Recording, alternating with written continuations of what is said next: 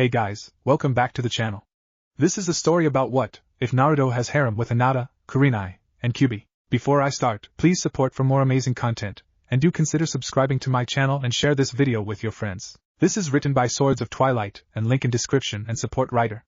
Let's start the video. Silver Fox, a 3-year-old boy with bright blonde hair that looks smudged with dirt, bright blue eyes, 3 whisker marks on each cheek, a ragged white shirt and black shorts that looked tight on him, was running away from an angry mob of villagers. The boy was Naruto Uzumaki of the Hidden Leaf Village, the strongest village of the shinobi hidden villages, and elemental nations. Naruto ran from the villagers, desperately trying to get away from them as they shouted their insults. Demon brat! Get back here, demon! We'll finish what the fourth started. Naruto ran into an alley as a desperate attempt, only to come face to face with the brick wall. Naruto turned around, pressing himself against the wall, sliding into a corner, in a fetal position.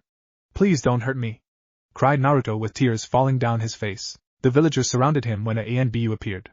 He had spiky hair, a dark blue mask covering his face, black pants, ANBU tattoo on his right arm, ANBU armor, with a tiger mask. Naruto looked up and felt relieved. The ANBU looked at Naruto, and then looked at the mob. What do you think you're doing? The mob looked at the ANBU with fear in their eyes, thinking he was going to kill them. The ANBU turned around, grabbing Naruto by the throat, choking the poor boy. The boy can easily tell the Hokage on all of you. So it's best to cut those vocal cords of his, said the ANBU in a dangerous tone. Naruto looked at the ANBU in horror as he took out a kunai and slashed him across his throat. Naruto tried to scream, but nothing came out except for his own blood trickling down from his wound. The villagers cheered as some threw sharp rocks and glass shards on the floor, cutting his skin. Some surrounded him with the ANBU still holding him and pierced him with kunai knives, pitchforks, and anything that was sharp. Some even brought torches, putting out the flame, and burned his skin with the embers. Naruto was there crying, praying that someone could save him. Help me! Someone, anyone! Please don't let them kill me! What have I done wrong? My chest hurts. I feel like me heart is going to explode, thought Naruto. 4 villagers grabbed some rope and tied them to Naruto's arms and legs as each pulled hard on the rope, dislodging his limbs from their sockets. Naruto tried to scream, but no voice can be heard since his vocal cords were cut, with him just staring into the night sky with his mouth opened. Me heart it hurts, thought Naruto as more tears escaped his eyes. No one loves me, no one likes me, no friends, no family, no hope, no dream, no life, were the last thoughts of Naruto as the ANBU raised his sword for the final blow when 3 blurs appeared, knocking the ANBU back. Tiger! What do you think you're doing? Demanded a young man about 13 years old, wearing the same attire as the ANBU, except he was wearing a weasel mask while holding a katana in a defensive stance.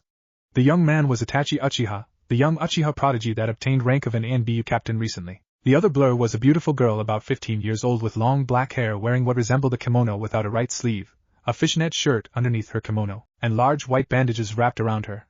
Her memorizing crimson red eyes looking at the poor disfigured boy, crying his eyes out. The woman was known as the Genjutsu Mistress and Ice Queen of the Leaf Village, Kurenai Yuhi. The other blur was a purple-haired woman about the same age as Kurenai, tied in a pineapple-shaped knot, and was wearing a full-body fishnet suit, a short orange skirt, and a tan-colored trench coat, and went by the name of Anko Mitarashi. Is the boy okay? Asked Itachi. Naruto just looked up at the 2 women with fear in his eyes just as his world turned black. The 2 women looked at him as he lost conscious, and both started performing medical jutsu best to their knowledge. The women healed some minor bruises, but couldn't stop the bleeding. Itachi, we need to get him to the hospital and fast. We can't stop the bleeding from his throat, said Anko in a worried tone. Itachi performed 4 shadow clones, each grabbing a limb, and quickly put them back in their sockets, waking the boy once again, trying to scream. But no sound would come out, and quickly lost conscious due to the pain. Forgive me, Naruto, but I had to place back your limbs. You're lucky I won't tell the Hokage about this. As for you, Tiger, you are hereby relieved of your ninja duties and rank. You are to turn in your mask on my desk by morning or die, said Itachi in a dangerous tone, releasing a large amount of killing intent. The villagers were at least glad that he wouldn't tell the Hokage about the incident. However, I never did say that Kurenai-san and Anko-san could tell, said Itachi, springing his trap, making the villagers worried as the 3 of them disappeared in a puff of smoke. The next day, Naruto awoke staring at a white ceiling, realizing he was in the hospital, and it was late in the afternoon. Just then an upside-down face appeared with a young teen with long black hair and a ponytail, smiling ear to ear with his eyes closed, similar to Naruto's own foxy grin. Well, it looks like Sleepyhead woke up, said the teen cheerfully. Naruto just stared at him with a curious expression. Naruto's nose twitched a little as the young blonde cutely sneezed, dropping his genjutsu, revealing his 2 little blonde, fox ears, and a large, silver, fluffy ball that was his tail. Well, that's interesting, said the teen, amused, showing his onyx-colored eyes while Naruto was looking at him with fear in his eyes. I'd say it makes you look more adorable. Naruto relaxed a little and was about to ask a question, only to find out that his mouth was moving but no sound came out. The doctor said that your vocal cords are severely damaged. It would take years for you to regain your voice even with your amazing healing ability, since restoring the proper nerve and muscle tissue back into place is very delicate, said the teen. By the way, my name is Itachi Uchiha, identified the teen. Naruto just smiled, revealing 2 small canines in his mouth, but were still a little larger than his regular teeth. Naruto's stomach gave a loud growl at the moment, causing the small blonde to blush. Hungry, eh? How about some of that Ichiraku ramen I hear you love so much? Asked Itachi. Naruto squealed with delight as his giant fur ball of a tail was wagging. Once outside, the boy went into a dark alley and came back with a ragged khaki sheet wrapped around his entire body, and covering his head, looking like a wondrous cloak. Itachi wondered about the boy's action, but shrugged it off when he heard his own stomach growling for food. Itachi and Naruto headed towards Ichiraku ramen when Itachi noticed the cold stares and activated his Sharingan to ward off anyone who had the idea of attacking the child. Naruto was trying to hide behind his cloak when he noticed Itachi's eyes. Itachi noticed Naruto's curious look. This is my family's bloodline called the Sharingan, allowing me to copy any jutsu I see, except for other bloodline and summons. The strength of the Sharingan is determined by the tomo in the eye, or the little koma marks. 1 means beginner, 2 means experienced, and 3 means master. There's also a 4th called Manjikyu Sharingan when the 3 little tomo fuse together, allowing me to do 2 powerful jutsus. Tsukuyumi, a powerful genjutsu that can mentally damage an opponent, and produce a black flame called Amaterasu. However, I don't want to activate the 4th level because then I would have to kill a loved one, and I hate killing no matter how good or bad a person is. Itachi noticed the boy's sad and scared face, and quickly decided to change the topic. The only thing that rivals the Sharingan is the Byakugan, or the people with white eyes. The Byakugan can magnify a person's vision, see through solid object and everything around them in a near 360-degree radius, and can see through a person's inner chakra coils, explained Itachi as Naruto was hanging on to every word, looking at him glossy-eyed. Itachi chuckled at how the boy was easily amused. Once they entered the stand, the duo were greeted by Tuchi Ichiraku and his 12-year-old daughter Ayam. Well, if it isn't my number 1 customer and Itachi. What can I get you? Greeted Tuchi. Hello Tuchi-san, I would like a pork ramen, said Itachi. What about you, Naruto-kun? Asked Ayam. Naruto just stared at her, looking depressed, making Ayam curious, wondering if she said something. There was an attack on him last night when an ANBU appeared, slitting his throat, and severely damaged his vocal cords, explained Itachi. Tuchi was fuming every time there was an attack on Naruto. What is it with these idiots? He's just a kid, for God's sake. I swear if I had more money I would adopt him on the spot. So why don't you? Asked Itachi. Sigh, I would if I could, but every time I go to the orphanage they nearly triple or quadruple the price for adoption papers. Plus when I went to the Hokage, every time I ask for adoption papers, a council member barges in babbling some nonsense about a paper mistake, and need to retype the entire thing, grabs all the paper including my adoption paper and shred them, or his secretary would tell me he's busy and need an appointment, and threatens me to call ANBU if I don't leave, explained Tuchi. Ayam was just cradling Naruto, who seems to like the touch since his ears were down, and his eyes closed, trying to soak up her warmth, listening quietly to her heartbeat. Plus, since people know he likes to eat here, they either check to see if he's here or not, and if he is they leave, or avoid the stand completely. I even lowered my prices just so he can eat. So the only thing I can do is help hide him if he's near with a mob behind him, and provide him a place to sleep if they ambush him in his apartment. Itachi looked at the small boy who had apparently fallen asleep in Ayam's arms with tears in his eyes. Tuchi-san, you might not be able to adopt him, but maybe I can, said Itachi. What do you mean? Asked Ayam. I'm going to talk to my parents to see if I can adopt him. Besides, I'm pretty sure my little brother Sasuke and Naruto would be the best of friends. But right now I think the little one could use some food in his stomach, said Itachi. Ayam gently woke up Naruto and Tuchi placed Itachi's pork ramen and 10 different varieties of ramen for Naruto. By the time Itachi was done, he looked at Naruto with his eyes nearly popping out, considering that Naruto was done with his 10th bowl. Naruto rubbed his eyes, yawning as Itachi picked him up when Kurenai and Anko walked in. Kurenai-san, Anko-san, what are you doing here? I thought you would be in the dango stand right now, said Itachi, placing Naruto's hood above his head to cover his ears. The owner was sick and decided to temporarily close the stand, so we decided to come here. Besides, we hear that the owner is like a father figure to Naruto and wanted to thank him, explained Anko. Well, I'm honored, ladies, said Tuchi. Itachi, who is that you're carrying, and why are you placing a hood? Asked Kurenai. Itachi started panicking as Naruto moved his head, rubbing his eyes again, knocking down the hood, revealing his ears. Kurenai and Anko just stared at him. He's so cute, yelled the 2 girls, gently touching Naruto's ears, making him giggle. Sigh, I thought you were going to attack or something, said Itachi, relieved. Why? He's just a little boy, even if he does have cute little ears, said Anko. Besides, it's not his fault for having the fox sealed inside him. The ears must be a side effect like his whisker marks. I wonder if I should tell them about his tail, thought Itachi, thinking it was a bad idea. Well, come on, Naruto. It's late, and you should get some rest, said Itachi, placing the hood over Naruto's head again. Hey old man, give me a shrimp ramen, said Anko. I would like a chicken ramen. We're going to follow Itachi really quick and then come back, said Kurenai. The trio left towards Naruto's apartment only to be greeted by the sight of a rundown building. Inside was worse since the place was mostly clean, but had torn wallpapers, holes signifying canine marks on the opposite wall of the front window. The kitchen sink was full of instant ramen, but the bedroom was at least decent for him to sleep. Itachi placed Naruto gently on his bed, pulling the cover over him. "Good night, Naruto," said Itachi in a fatherly tone. Anko and Kurenai gently kissed him on his forehead and left the little boy to sleep. Naruto woke up, checking his surroundings, realizing he was in his apartment. When he looked at the floor, there was a little stuffed red fox with a tag that said, "To Naruto, from a friend." Naruto cautiously went up to the stuffed fox on all fours with his fluffy tail sticking out. He poked it gently, and quickly ran under his bed, waiting for it to explode or something. He poked his head out, cautiously approaching it again, and nudged it again, quickly stepping back, sitting with his legs folded. Naruto smiled happily and crouched down, wagging his fluffy tail, and pounced on the little stuffed fox, hearing a girl giggle coming from his room. He stopped for a minute, but decided to shrug it off and resumed his playing with his first and favorite toy. Up in a tree, Kurenai and Anko were watching Naruto with binoculars, keeping an eye on Naruto, making sure he was safe. "Ah, he has a cute fluffy fur ball of a tail. Itachi is so dead for not telling us," said Anko. Random street. Itachi was walking along only to sense a cold, dark feeling directed at him. "Brr, I sense murder, but from who?"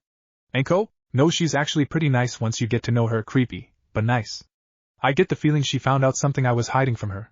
"But what?" Back in the tree, the girls continued to watch him until Kurenai heard a girly squeal. "Squeal, I just want to go down there and pet his little tail," squealed Anko. "Wow, Anko-chan. I don't think I ever saw you this girly before," said Kurenai, amazed. "What? I have my moments. I am a girl after all." "I wonder who gave him that stuffed fox though," said Anko. "Probably someone who cares for him like us," said Kurenai. The girls continued to watch Naruto continue playing with his toy. Naruto's apartment. Naruto tossed the fox with his legs and arms only to catch it while rubbing his ears against the toy's soft fur. Naruto then jumped back and pounced on his toy again, giggling and wagging his tail. Up in the tree. "Just one touch. Just one touch.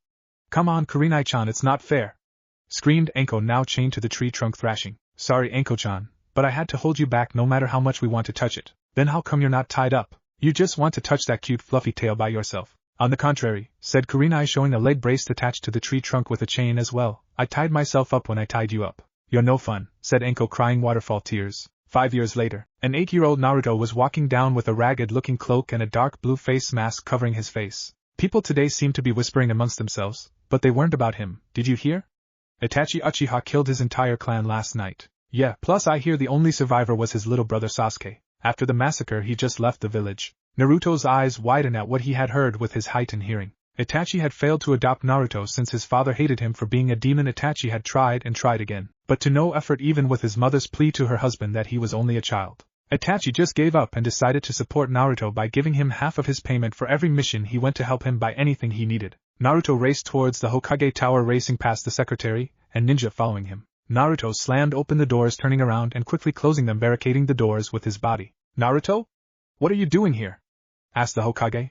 Inside his office was another boy about his age that looked like a miniature Itachi but with shorter hair, and a few inches taller than him.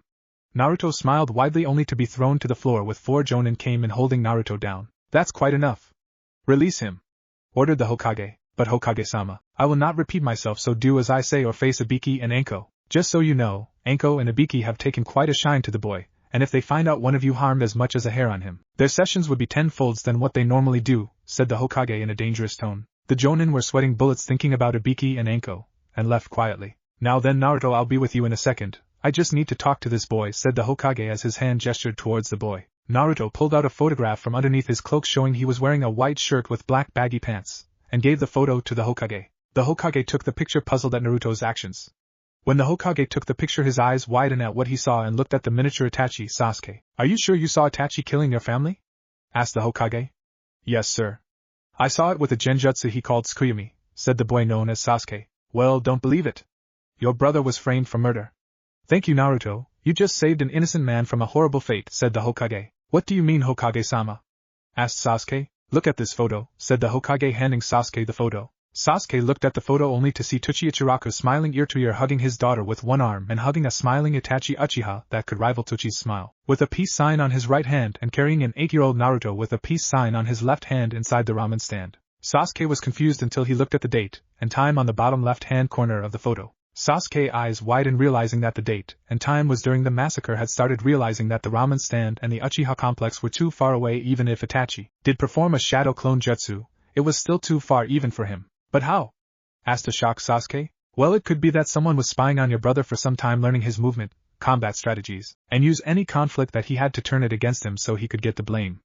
Whoever did it was probably just bidding his time to strike. As for the Kyuubi, it is believed that there is a similar technique when a person just focus a large amount of killing intent into their eyes and mix it with a high-level genjutsu, making it seem that the target just saw his, or her own death of others, or both. It could be that this person used that on you, making it seem like the technique. For the eyes, it could be that he developed a contact lens that resembles the Sharingan, since transformation jutsu doesn't copy bloodlines, explained the Hokage. Sasuke was shocked at what he heard, considering whoever killed his clan took every consideration and detail down to the last second to frame his brother. Sasuke, said the Hokage, pulling Sasuke out of his thoughts. Your brother was a good man and saved Naruto here countless of times. He even considered adopting him, but alas, your father had such a stubborn pride, always lusting for more power, never accepting him. Sasuke, your brother never did want power, and was always pushed by your father and the Uchiha elders. That's why I always hear him arguing with father and the others, said Sasuke. I'm guessing your brother was with Naruto the whole time, said the Hokage, looking at Naruto, who just nodded his head, signifying he was right in his assumption.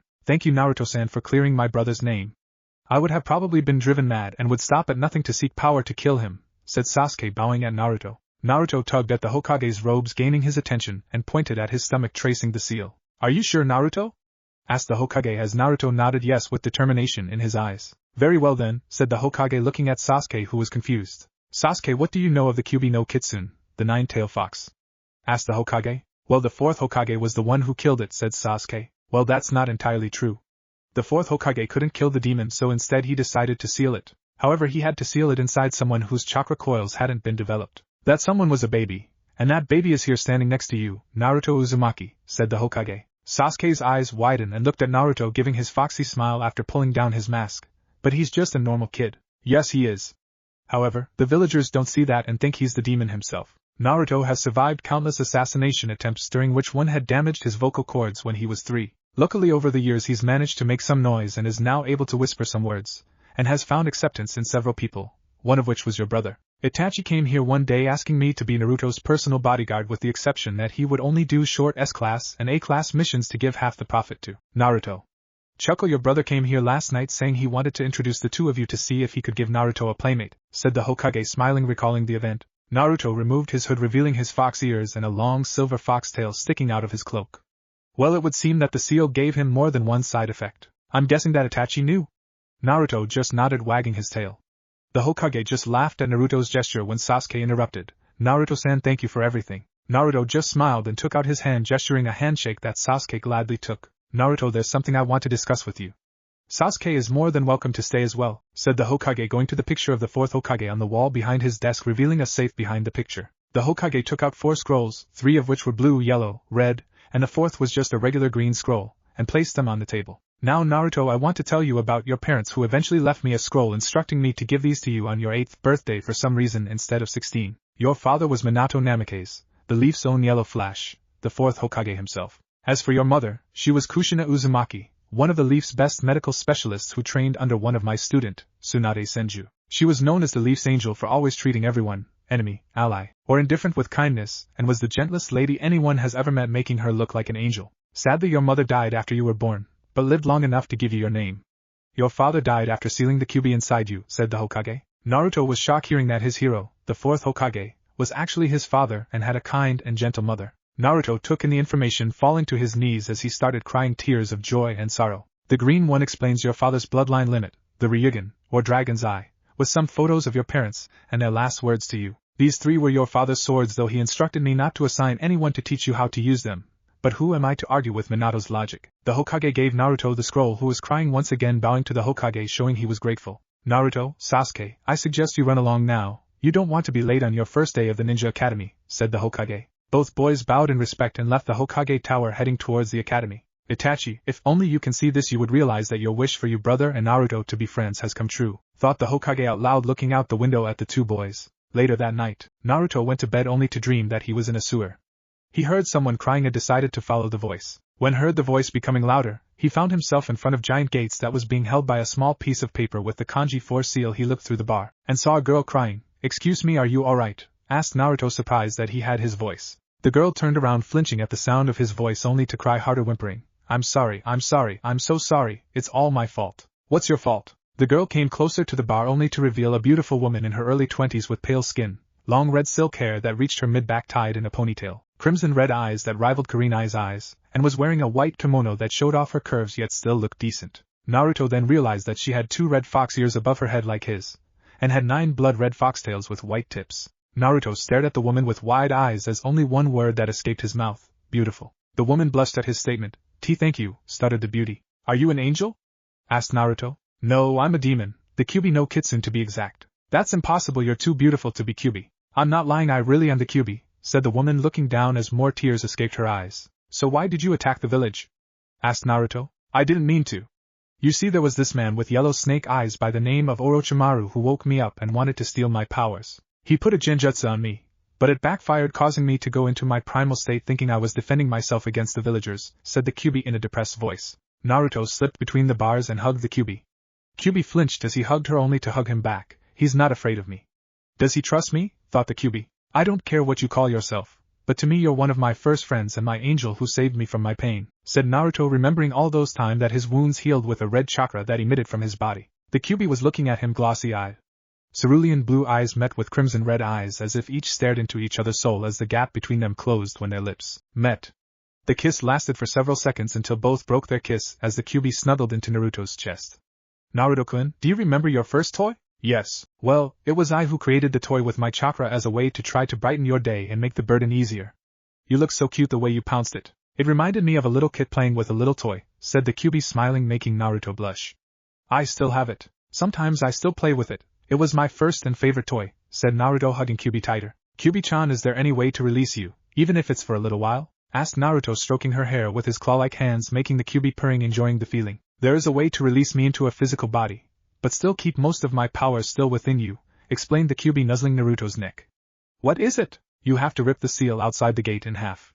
That should give me a physical body on the outside, allowing me to share your bloodline, and share the same amount of chakra you release. Kyuubi-chan, once outside, can you train me how to do some kitsune attacks? Sure thing, Naruto-kun, and by the way, my name is Kirakira Yoko, said Kyuubi with happiness in her voice as their tails intertwined around each other, with both falling asleep inside Kyuubi's cage. 5 years later, Naruto woke up, rubbing his eyes, groaning at waking up so early in the morning when he realized that today was the day of his graduation exam. Naruto's tail had grown longer with silver fur and white tip, and now had silver highlights in his blonde hair that reached past his shoulders that he tied in a ponytail. Over the years, Naruto had regained his voice, but was still mostly quiet, and had learned that his Ryugen was similar to the Sharingan and Byakugan. The Ryugen is able to copy any jutsu including bloodlines, but for a limited time, and a full 360 degrees without a blind spot. The Ryugen looked similar to the Sharingan, only it was gold instead of red, and had silver tomo instead of black, with 2 silver triangles around the pupil, one facing up, and the other facing down. Like the Sharingan, the Ryugen also has a Manjikyu Ryugen where the tomo fuse together while the triangles move toward the edge of the iris of the eye, with 3 ultimate techniques.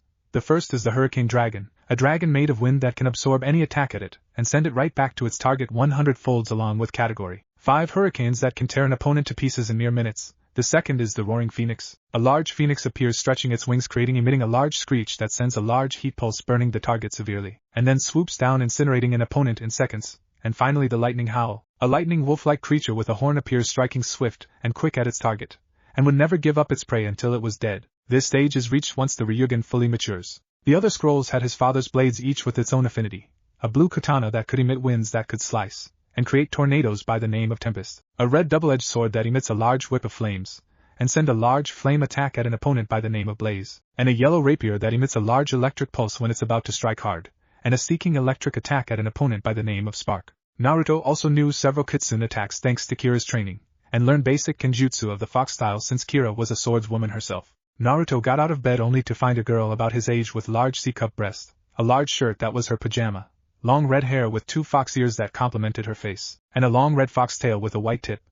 Naruto softly chuckled as he bent down and kissed her on the lips. The girl stirred and moaned passionately, wrapping both her arms around Naruto's neck. Both teens broke the kiss and stared into each other's eyes. Morning, Vixenheim. Morning, Foxy-kun. Naruto and Kira had gotten close to each other that they had become lovers, but had yet to have sex with each other. Why don't you go up and take a shower while I go make breakfast? Okay, Foxy-kun, I still can't believe you became an incredible chef. What can I say? Trial and error is a good method of learning, said Naruto as Kira gave him a quick peck on the lips and headed towards the shower. Naruto made eggs, bacon, sausage, and French toast as Kira came out wearing a red shirt with black baggy shorts, and a weapons pouch on her right thigh as Naruto was serving orange juice. Both quickly ate and Naruto took a quick shower while Kira washed the dishes. Naruto came out wearing a dark blue shirt with a white Uzumaki spiral on the back, black baggy shorts, black sweatbands, and 2 weapons pouch on both his thighs. Ready, Kiraheim? Yep, I just finished, said Kira. Naruto performed a ram seal and quickly did the only genjutsu he knew to hide his features and swords, and put on a red cloak, placing the hood over his head, and placing his 3-sword over his right side as Kira shifted her form into a little red fox and jumped on Naruto's shoulder, wrapping her tail around his neck like a scarf. We have to stop by the Hokage Tower first. The old man said he had something important to tell me and Sasuke-kun. Plus I think I should tell him about us, said Naruto. Very well then, Foxy-kun, I won't stop you. Maybe I can clear my name with him, said Kira. Naruto jumped from rooftop to rooftop heading towards the Hokage Tower. Hokage Tower, I have an appointment with the Hokage, said Naruto in a monotone voice towards his secretary, who just scowled at him and let him through, fearing her life and job. Once inside, he saw that Sasuke was already inside, sitting in front of the Hokage wearing a dark blue shirt with a high collar, and the Uchiha fan on the back, white sweatbands and leg warmers, white baggy shorts, and a weapons pouch on his right thigh with bandages underneath. Naruto just in time. Please grab a seat, said the Hokage, gesturing the seat next to Sasuke. Now then, the reason why I called you here is because since both of you are the last of your clans, therefore both of you must marry at least 4 women in order to be considered as part of the council in the future, and as head of your clans according to our law, said the Hokage. Great, just great. If someone told everybody in our class, the girls would swarm over me like moths to a flame, said Sasuke. The Hokage looked at him confusedly and turned his attention towards Naruto for an explanation. Fangirls, said Naruto, making the Hokage understand completely now. Hey old man, there's something I've got to tell you, said Naruto, scratching the back of his head. What is it, Naruto? Asked the Hokage. Well, how do I put this? I kind of made contact with the Kyuubi, said Naruto. What? Screamed the Hokage, quickly performing a series of hand seals, making the room temporarily glow blue, then back to normal. Then now no one would listen in on us. Naruto, how did you make contact? Tell me everything you discuss, and don't leave any detail. He might try to trick you into freeing him, said the Hokage, worried. Well, for starters, he is actually a she, and I asked her why she attacked the village when she told me that a man by the name of Orochimaru tricked her by placing a genjutsu on her, but it backfired, causing her to go into her primal state and attacking the village thinking she was defending herself, explained Naruto. Just like Minato thought. Well, except for the Kyuubi being a girl part, thought the Hokage. She's really quite gentle and caring. In fact, she gave me my fist toy, which is a little stuffed fox. When I first met her, she was crying for me, for my pain and suffering. All those time of me being alone with no one to help me, she really did care for me. I guess that's how we fell in love with each other. She's like my angel, said Naruto, thinking out loud, causing the little fox to blush. But no one realizes since her fur was red. Didn't see that one coming. Well then, Naruto, since you trust her, I guess I can trust her too for now. But just to be safe, keep this between the 3 of us, said the Hokage. Orochimaru, how could you? You ruined a boy's life for your own ambitions and lust for power. Lust for power? Could it be that? Yes, it has to be. There's no other explanation. He was the only one who was able to perfect the technique. I've been so blind. Sarutobi, you old fool, your age is catching up to you. Thank you, Sarutobi-sama, said a mysterious female voice. Who said that? Asked the Hokage in a surprised tone. Me, Hokage-sama, the little fox on Naruto-kun's shoulder, or as you like to call me, the Kyuubi no Kitsune, said Kira, wagging her tail. The Hokage looked surprised and was about to say something when Kira interrupted him. Don't worry, Naruto-kun has most of my powers inside him, so technically I'm still sealed. I just have a physical body, that's all, and have access to the same amount of chakra that Naruto-kun can use. Also, I would like it if you would call me Kira, my real name, instead of my title, said Kira in a polite and gentle tone. The Hokage looked at Kira surprisingly and chuckled lightly. You really are gentle. Thank you, said Kira as Naruto scratched her behind her ears, making her purr. Oh, by the way, Sasuke, I also want to thank you for being kind to Naruto-kun. As a reward, I would like to summon an old friend to give you some of his powers to make you a half-demon wolf, just like Naruto-kun is a half-demon fox. That is if you accept, said Kira. Sure, why not? I was a little jealous of Naruto's tail since it seems pretty handy in some situations, said Sasuke, blushing. Sarutobi-sama, I also want you to approve. I don't want to do it unless you agree to avoid any political issue with anyone, said Kira. Yes, for you see, if my suspicions are correct, Orochimaru wasn't the only one who disturbed you and ruined Naruto's life. He could have also killed Sasuke's family, since now I just realized that he's the only one to have ever perfected that jutsu that Sasuke described. My old age is catching up to me, said Sarutobi, crossing his arms. If you want, I can reverse time for a little while to revert you back about 40 years old or so, said Kira, making Sarutobi liking her every second. However, I can only do this once. So you can reverse time for a limited time, but you can only do it once? Asked Sarutobi. Yes, it was a gift from the Shinigami as a birthday present. If you asked me, he just forgot and did that as a cover-up, said Kira. Also, Naruto-kun and I cannot die of old age or disease, and would stop aging about 21 years of age or so, but we can still die of being stabbed, poison, or anything that kills, explained Kira. Well then, shall we begin? Said Kira. Sarutobi grabbed hold of Sasuke and Naruto and disappeared in a swirl of leaves. The trio appeared in a secluded forest area where Kira jumped down of Naruto's shoulder. Now then, I would like the three of you to keep my identity and appearance a secret, said Kira, receiving a nod from the trio. Kira shifted into her human form, shocking the trio at how beautiful she looked. No matter how many times she does that, I'm still amazed at how she looks, said Naruto, causing Kira to blush, making her look more beautiful. Kira performed a series of hand signs ending with the dog seal, canine calling jutsu. A large puff of smoke covered the area, and there was a large wolf with large black claws, black fur, yellow eyes with silted pupils, 9 long tails, and had an air of grace and pride. Whistle. Wow, now that's impressive, said Sasuke. Black hair, black eyes, fan symbol, you must be an Uchiha. Though you do have excellent taste in creatures, said the wolf. Darshia, nice to see you again. How's the missus and cubs? Said Kira, wagging her tail. Well, if it isn't Kira Yoko of the Fox clan. Last I heard you were sealed inside a baby. The Shinigami was deeply upset that he had to do that, though he sensed it wasn't your fault, and decided to spare that human soul by not eating him. The family is doing great, but the cubs still refuse to replace me when I retire, and surprisingly your brother is not a half-bad pack leader, but still wet behind the ears. Though I'm sure he would give back the title to you since he looks up to his big sister, said the wolf known as Darshia. Darshia, I was wondering if you could share your power with Sasuke here, said Kira, pointing at Sasuke. You see, his clan was murdered by the same person who caused me to go berserk. He must be incredibly strong in order to cause me to do that. Normally I would reject this idea, but if he did that to you, then he will face the wrath of the entire canine alliance. Fox, wolf, coyote, dog, jackals, and dingo, growled Darshia. Just then 5 great puffs appeared, as the head of the rest of the canine clans appeared. After the smoke cleared, there was a large coyote, dog, jackal, dingo, and fox surrounding the 3 ninja and Kira. The coyote was smaller than Darshia, with brown fur and hazel eyes that held gentleness in it, powerful legs, and sharp claws. The jackal had a khaki-colored fur with black fur on top and matching black eyes, and was about the same size as the coyote, but had larger pointed ears. The dog had grayish-black fur with a white underbelly resembling a husky with larger claws than the other animals for some reason, and had blue eyes like Naruto's. The dingo had a light brownish-red color with a white underbelly with larger fangs. Each animal had 9 tails except for the fox that had 7 tails. Sis? Is that really you? Asked the 7-tailed fox. Hello little bro, it's good to see you again, said Kira. The fox shifted into a little boy about the same age as Kira with red hair, ears, and tail, green eyes, and wearing a red kimono, running up to hug her. What happened to you? You look my age, said the boy. It's a long story, but allow me to introduce all of you. Kira turned to the trio, Naruto-kun, Sasuke, Sarutobi-sama. This is the Canine Alliance, Darshia of the Wolf Clan, Tobo of the Coyote Clan, Sarah of the Dog Clan, Eren of the Jackal Clan, Miharu of the Dingo Clan, and of course my little brother Hiroshi of the Fox Clan. The trio bowed in respect as each of the canine returned the gesture. Hiroshi cleared his throat and spoke in a clear voice. I, Hiroshi of the Fox Clan, hereby give power and title as head of the Fox back to my sister Kira Yoko. We of the Canine Council accept as long as Kira wishes to obtain the title once again.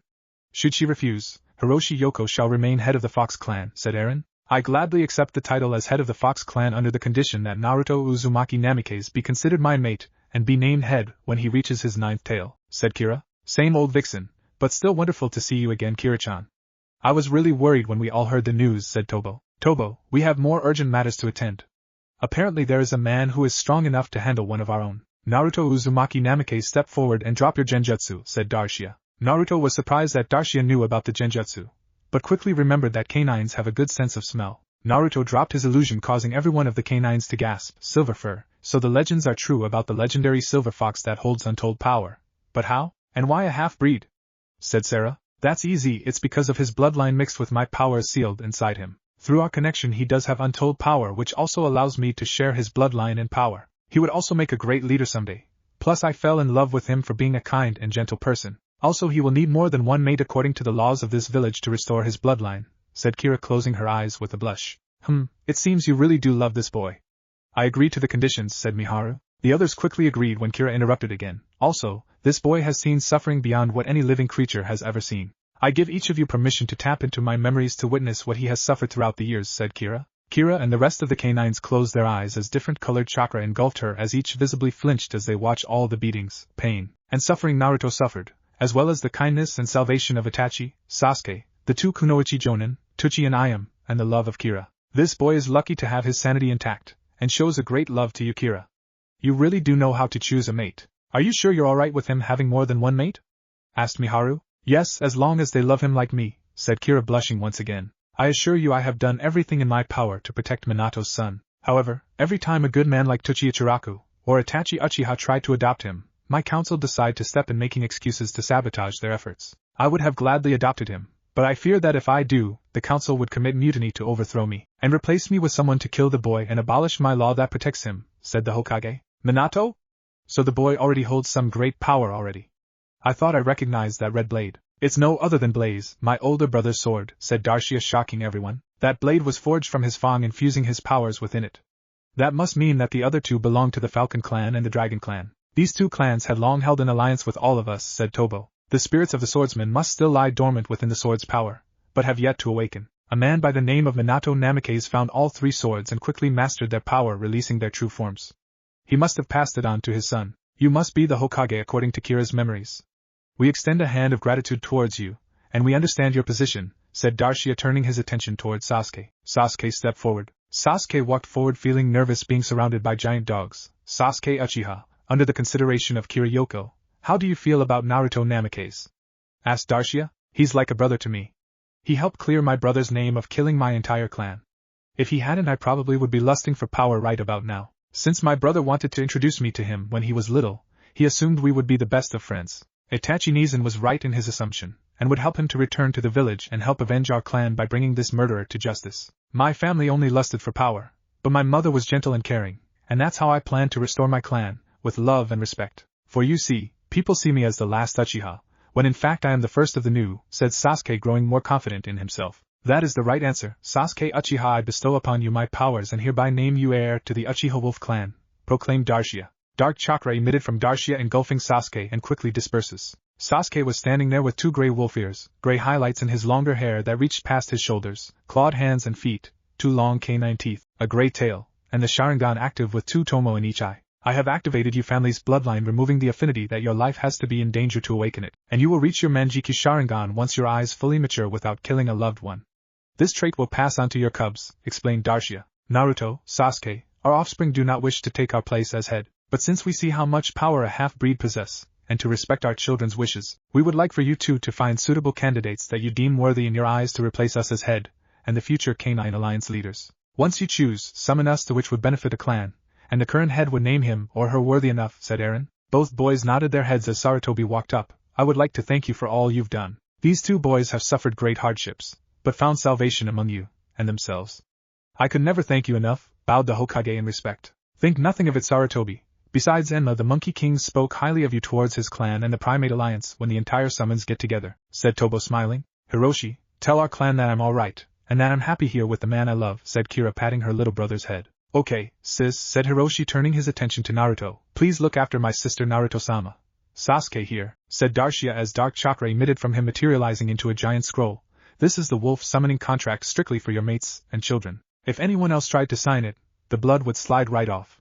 I would like you to carry it, and sign your name on it with blood from the hand you wish to summon. The hand seals are dragon, snake, rabbit, tiger, and dog, said Darshia. Sasuke laid the scroll on the ground and opened it, biting his right thumb, signing his name in the first slot. Also, a parting gift, my own blade forged by my fawn, said Darshia as dark chakra once again manifested into a long katana, with a black sheath, gold hilt and guard, black handle, and the blade itself shined in the sun as a leaf dropped towards the blade's edge, only to be sliced in half without Sasuke moving it. Its affinity is lightning, allowing you to perform lightning-based jutsus infused with it. Over time its true form would awaken to you, and you already know the basic kenjutsu and the style of the Wolf Clan along with some basic lightning jutsus that I know, said Darshia. Naruto-kun, I want you to do the same for our summoning contract, and carrying it. The signs are rabbit, bird, tiger, dragon, and dog, said Kira, emitting her own chakra manifesting into a scroll. Naruto copied Sasuke's actions with his right hand and sealed the scroll while Sasuke strapped on his new sword on his back. The 5 summonses disappeared in a large cloud of smoke, making Kira turn her attention towards Sarutobi. Now then, Sarutobi-sama, it's time for your reward, cheered Kira, placing her index and middle finger on top of Sarutobi's head. Kira muttered an inaudible incantation as Sarutobi's wrinkles started to disappear. His liver spots were gone, he grew several inches, and his hair was now black mixed with some white hair. Kira groaned as she lost her balance, and fell, being caught by Sarutobi before she hit the ground. Sarutobi handed Kira to Naruto, carrying her bridal style. Kira opened her eyes and looked at Sarutobi. That must have taken a lot out of you, but thank you for the gift. Right now, however, you 3 should be in class getting ready for your graduation exams. Oh, and Kira, you will automatically become a kunoichi of the Leaf Village if you wish to when Naruto graduates, said Sarutobi smiling. Kira, Naruto, and Sasuke nodded as Kira shifted into her fox form resting on Naruto's head, and the boys performed a genjutsu to hide their features and blades. Thank you Sarutobi-sama, I'll consider it. Academy classroom. Upon entering, the boys saw that everyone was already inside chattering with one another. Sasuke looked relieved until he hears a sound that he hated. Sasuke Kyuubi screamed nearly every female in the room except for one girl with short dark blue hair, beautiful white eyes with a hint of lavender, a petite form hidden under her khaki jacket with a small flame above a spiral symbol, and ANBU-style shorts. Her name was Hinata Hyuga, heiress to the Hyuga clan. Naruto. Yes Sasuke? Please visit me at my funeral after they're done trampling me while trying to kiss me, or rape me. Sure thing, how much do you need? About 3 seconds head start, or so. Can do, proclaimed Naruto as Sasuke left the classroom running while Naruto shut the door, barricading it with his body only to be slammed back, breaking the door off its hinges by a stampede of hormone-crazed girls chasing their desired objective. Naruto groaned in pain as he checked Kira to see if she was all right and entered the classroom. A few minutes later Sasuke appeared entering through the window while panting, showing he was running a lot. That was quick, said Naruto. Thank God for the boys' restroom panted Sasuke. Naruto could feel someone watching him and turned, scanning everyone until he saw Hinata staring at him, only to blush and quickly turned away. I think she likes you Foxy-kun, whispered Kira. You think so?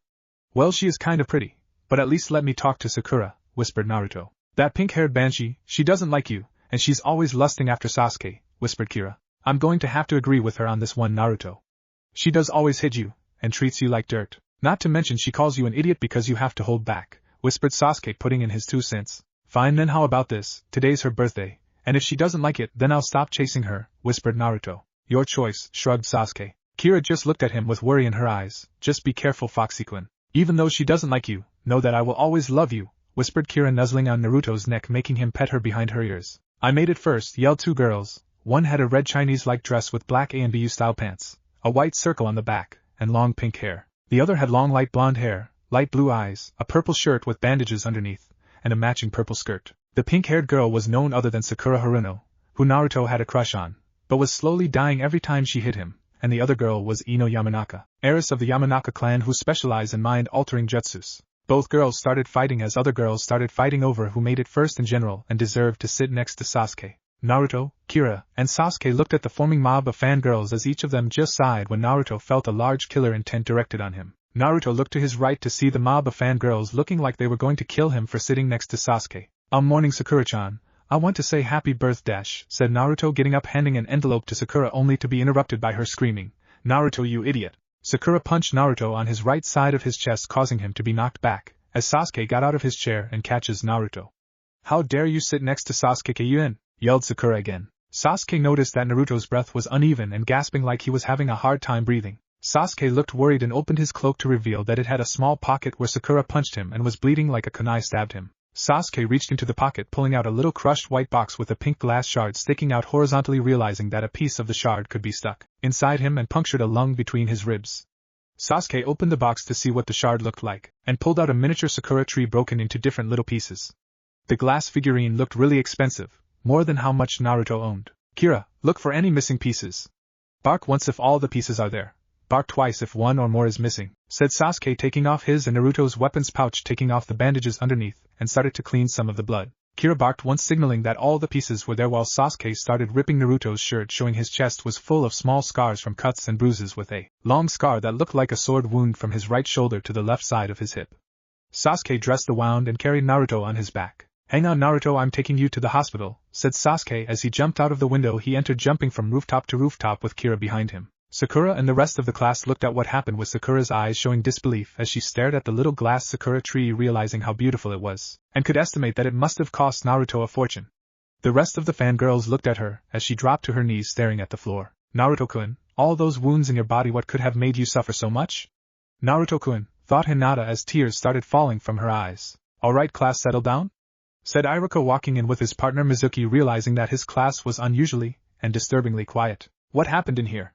Asked Mizuki. Sakura punched Naruto just for sitting next to Sasuke, and wishing her a happy birthday when his present broke and stabbed him in the chest, puncturing a lung. Sasuke tried to clean the wound and headed towards the hospital, explained a random student. Iruka's eyes widened at what he heard about Naruto, since Iruka had been a father figure to both Naruto and Sasuke, since both boys were like brothers, and everyone would always spot them together unless it was when they left home. Mizuki, take over the class, I'm going to the hospital, said Iruka, rushing out the door. Naruto woke up 30 minutes later seeing Kira's face in her fox form. Once again, you have to be an angel, said Naruto in a soft whisper. Naruto-kun, please don't ever do that again, whispered Kira close to tears. Sasuke barged in the next second, grabbing a nearby chair, barricading the door, hearing the screams of girls on the other side of the door. What is it with these nurses? Do they think I like older women?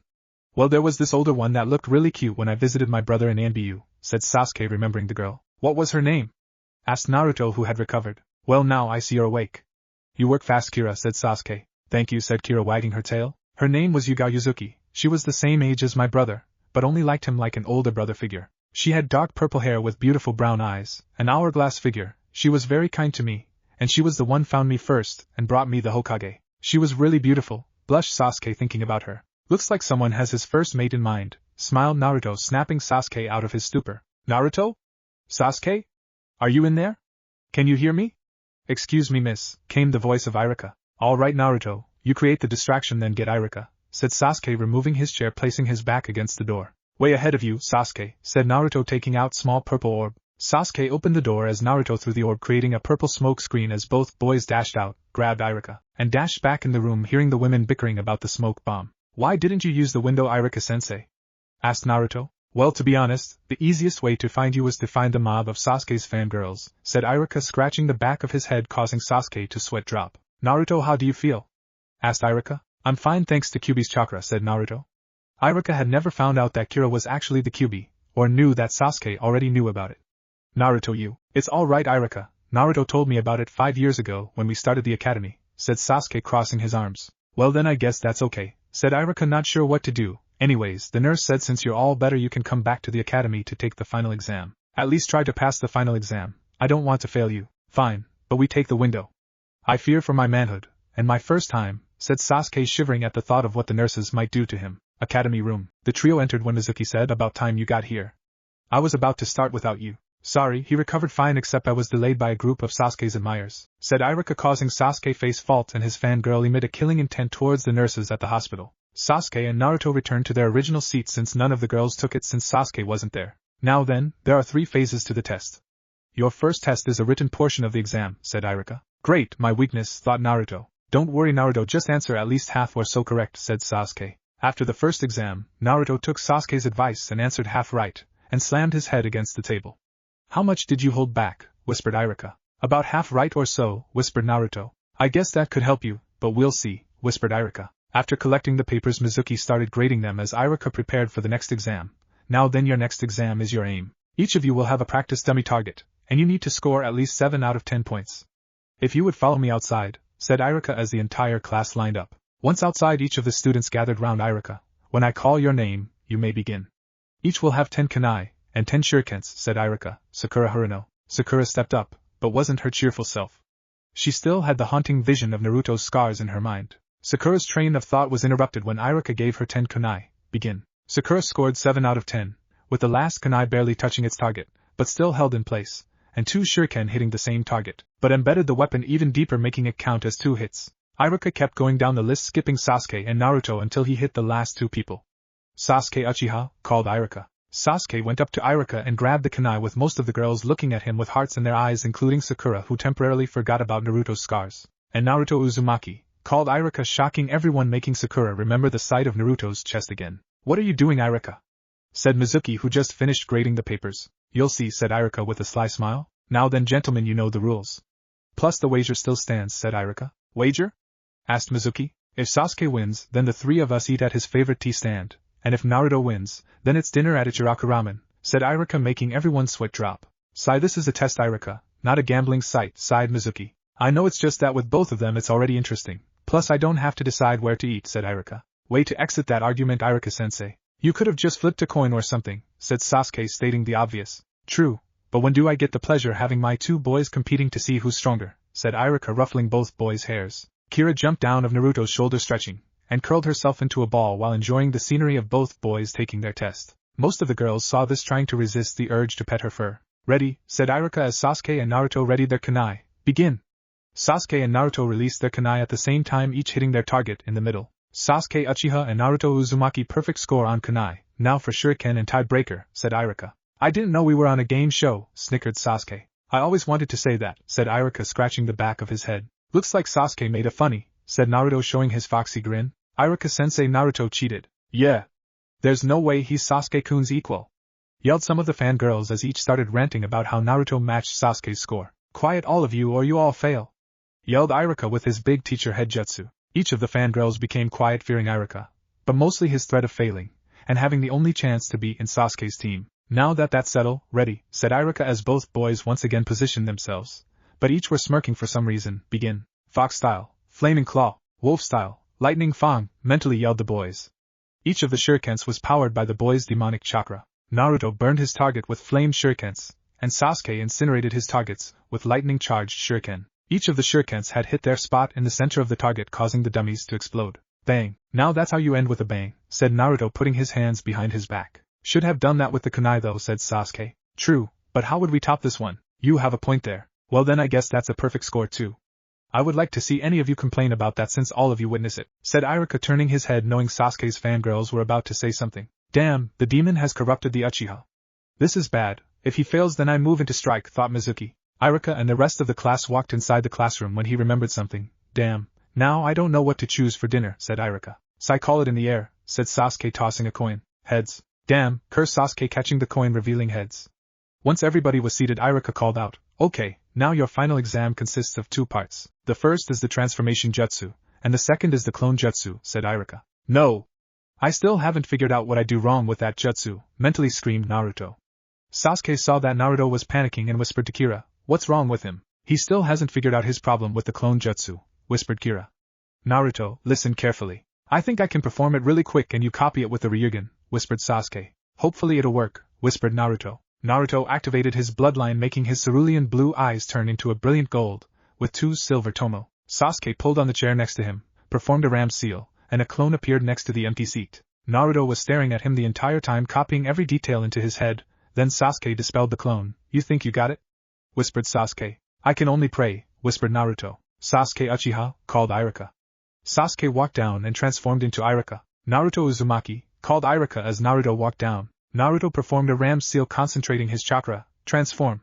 Yelled Naruto, transforming into the 4th Hokage. Everyone was shocked to see how much Naruto resembled the 4th Hokage and dispelled the transformation. Instead of transforming back to his regular self, there stood a naked girl with swirling clouds covering her intimate parts, with 2 pigtails, blue eyes, and whisker marks. Oh!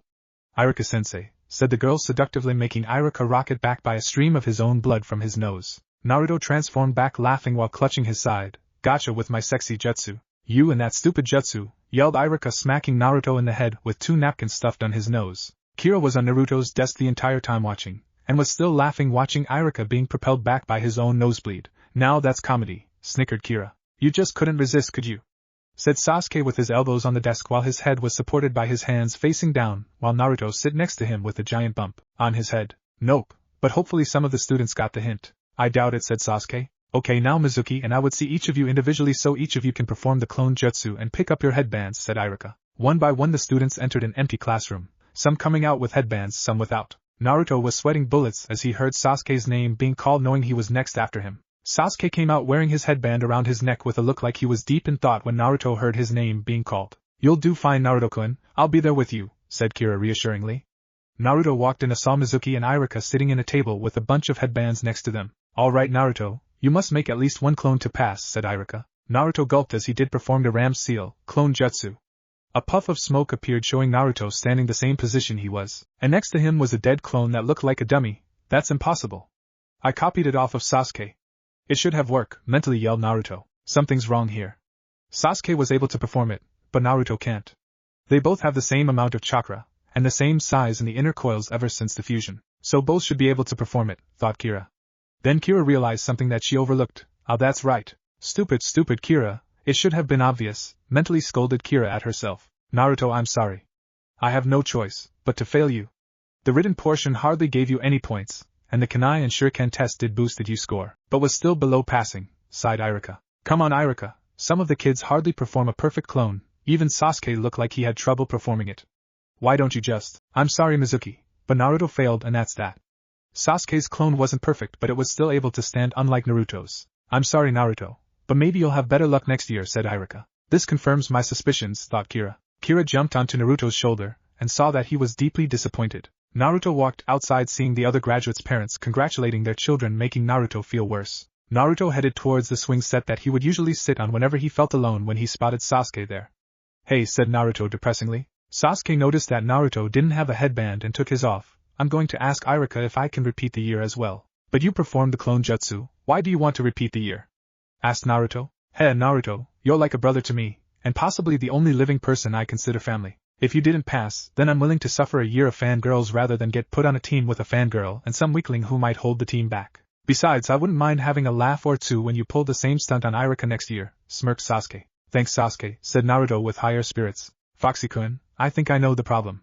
You copied Sasuke's example of the clone jutsu perfectly, however, it was the difference in height that caused the problem," explained Kira. "What do you mean, Vixenheim?" asked Naruto. "Well, both you and Sasuke have the same amount of chakra thanks to Darshia fusing his power with Sasuke, and both of you have the same inner coils. However, the only difference between you two is height. Since Sasuke is bigger than you, his clones must fill out with more chakra, making it look like a regular clone, but not a perfect clone. On the other hand, Naruto is shorter, therefore his chakra can't fill the clone completely, thus creating a dead-looking clone," explained Kira. "Now that you mention it, I did have a hard time performing it. At first I thought I did something wrong, but it happened again inside the exam and when I demonstrated it to Naruto," said Sasuke. "So you're saying that the reason why I can't perform the clone jutsu is because I have too much chakra, and because I'm short? Fate is a cruel mistress," said Naruto, crying waterfall tears. "My point exactly. The only solution I can think of is that the clones must be solid somehow, since the both of you have too much chakra to perform such a simple jutsu that restricts too much of your chakra. Sadly, I don't know of such a technique. I'm sorry," said Kira. "It's okay, Kiraheim, we'll just try next year," said Naruto, picking her up. "It's getting late. I think I'll head home and take a shower." "Same here," said Sasuke. Naruto was walking down the street when he heard footsteps approaching. "Hey Naruto, how do you feel?" asked Mizuki, catching up to Naruto. "I've had better days," said Naruto. "You know there is a way for you to graduate that Iruka hasn't told you," said Mizuki. "Come on, take the bait." "Really? How?" asked Naruto excitingly with stars in his eyes. "Gotcha, well, all you have to do is..." That night, Naruto was jumping from tree to tree carrying a large scroll in his hands. "Yes. I did it. Now Iruka-sensei will pass me for sure," said Naruto. "Something doesn't seem right here, Naruto-kun," said Kira, having second thoughts about this so-called make-up exam. "Don't worry, Kiraheim, Mizuki-sensei wouldn't do anything," said Naruto. "Hokage Tower, Hokage-sama. The demon has stolen the forbidden scroll," said a random jonin. "I suggest you watch your tongue unless you want a Biki to remove it for you," said the Hokage in a dangerous tone. "Lord Hokage, I don't think Naruto meant to steal it.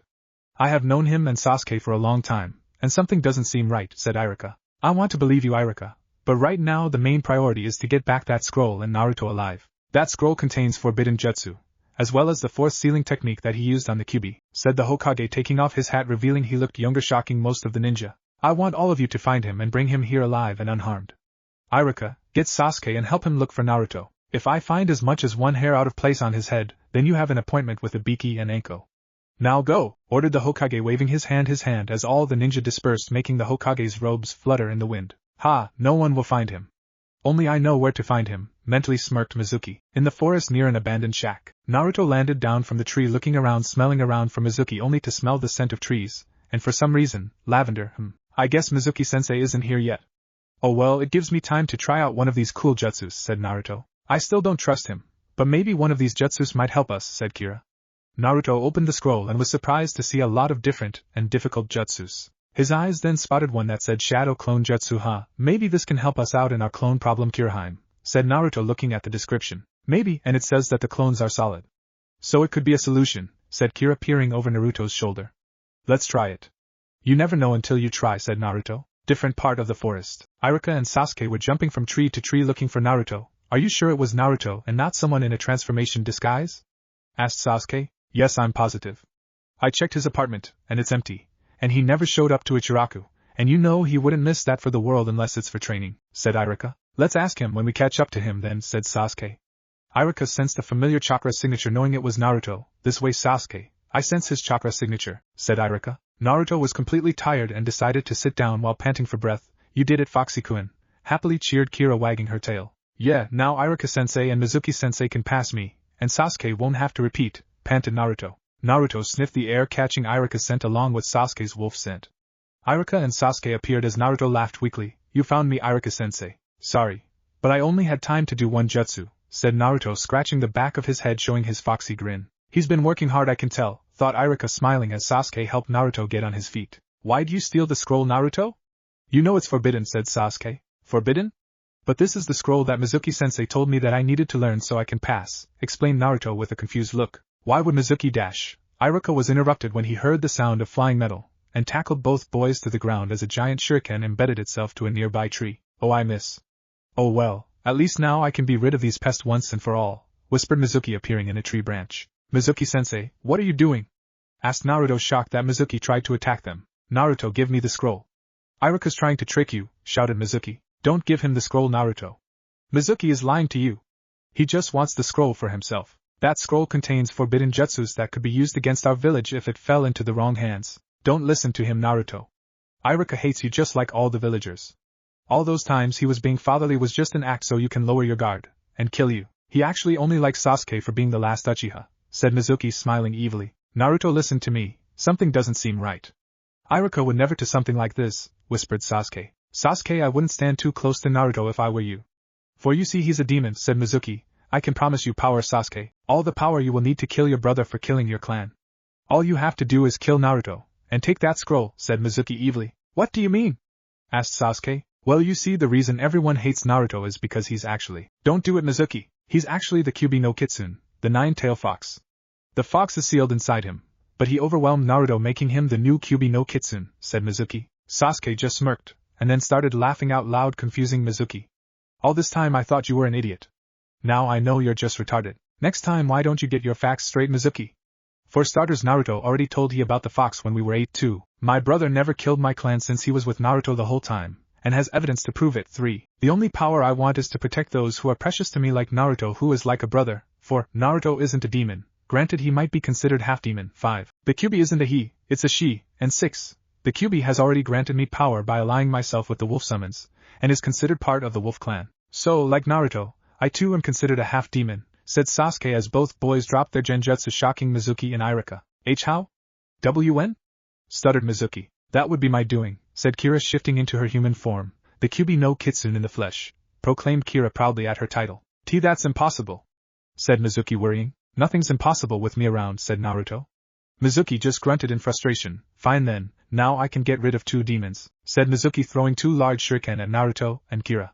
The trio jumped up to the trees as Mizuki threw more of the shuriken, causing them to separate. When Naruto landed, he noticed a large shuriken directly in front of him. Naruto Kyun, yelled Kira, running towards him, but would never make it in time. Sasuke landed and witnessed the event and headed towards Naruto. No!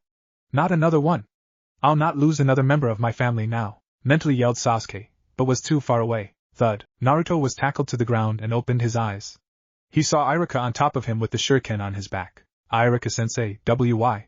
Stuttered Naruto. Because you were just like me, I lost my parents during the Kyuubi attack. After that my grades fell, I became the class clown to gain attention, and I know how it feels to be alone with no one to care for you. When I saw you, I saw myself, but then I saw you with Sasuke after the tragedy and the 2 of you became friends, then became like family to each other. That's why I treat the both of you like you were my kids, said Iruka with tears dropping from his eyes. Now go, Naruto.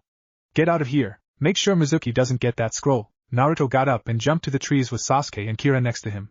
TSK, Iruka, I'm surprised at you. After all, there was the perfect opportunity to kill the demon and avenge your parents. But I guess you want to do it yourself, said Mizuki. Shut up, you bastard, said Iruka, taking off the shuriken on his back. I won't let you touch Naruto, Sasuke, or the Kyuubi, said Iruka, getting into a defensive taijutsu stance. So Iruka, are you willing to protect the demon that took away your parents? Smirked Mizuki. If Naruto and Sasuke trust her, then so do I, said Iruka, throwing the giant shuriken only for Mizuki to jump into a tree branch and follow Naruto. Damn, cursed Iruka, following Mizuki deeper into the forest. Iruka saw Naruto carrying the scroll with Sasuke and the Kyuubi in sight. Mizuki disguised as Iruka threw several canine at Naruto, hitting him in the back. Naruto landed sitting in a nearby tree with Sasuke and Kira next to him. Iruka landed in front of him. Naruto, it's alright now, Mizuki is gone. Naruto took out a kunai, throwing it at Iruka, making Iruka dodge the projectile.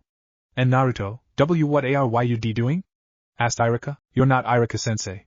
I should now, because Naruto puffed, revealing Iruka in his place, as Sasuke and Kira puffed out of existence. I'm the real Iruka. You never were really good with the clone jutsu, Mizuki. Damn you, Iruka. Can't you see he's nothing but a beast? He probably planned this, bidding his time to kill everyone without mercy. He only cares to satisfy his bloodlust, said Mizuki. Near a tree where Iruka and Mizuki were talking, Naruto, Kira, and Sasuke were there listening to their conversation. You're right, that is a beast, said Iruka, as Naruto felt discouraged and started to believe Mizuki's word about Iruka. But that's not how Naruto is, said Iruka with pride in his voice. Naruto jerked his head up wanting to listen. Naruto is a hard worker who was never given a break his entire life. Now he found someone who accepts him for whom he is apart from me. If anything, it doesn't matter what you do to me. I know that Naruto will continue to work hard and follow his dream. Tio become Hokage of the village hidden in the leaves, yelled Iruka with more pride in his voice, hoping Naruto heard him. Mizuki twitched his eyebrows in annoyance, raising a giant shuriken ready to end Iruka's life. Just then Kira appeared in front of Iruka, swinging her claw-like hands, forcing Mizuki to dodge, scratching Mizuki's vest. Sasuke appeared behind Mizuki, kicking him in the back as Naruto appeared above him, swinging the giant scroll down like a hammer, smashing Mizuki towards the ground. If you ever touch my sensei, I'll kill you, said Naruto with malice in his voice. Mizuki looked at him, then started laughing. Ha ha, what are you going to do? You're just an academy student, a newly appointed genin, and a demon whose powers are sealed.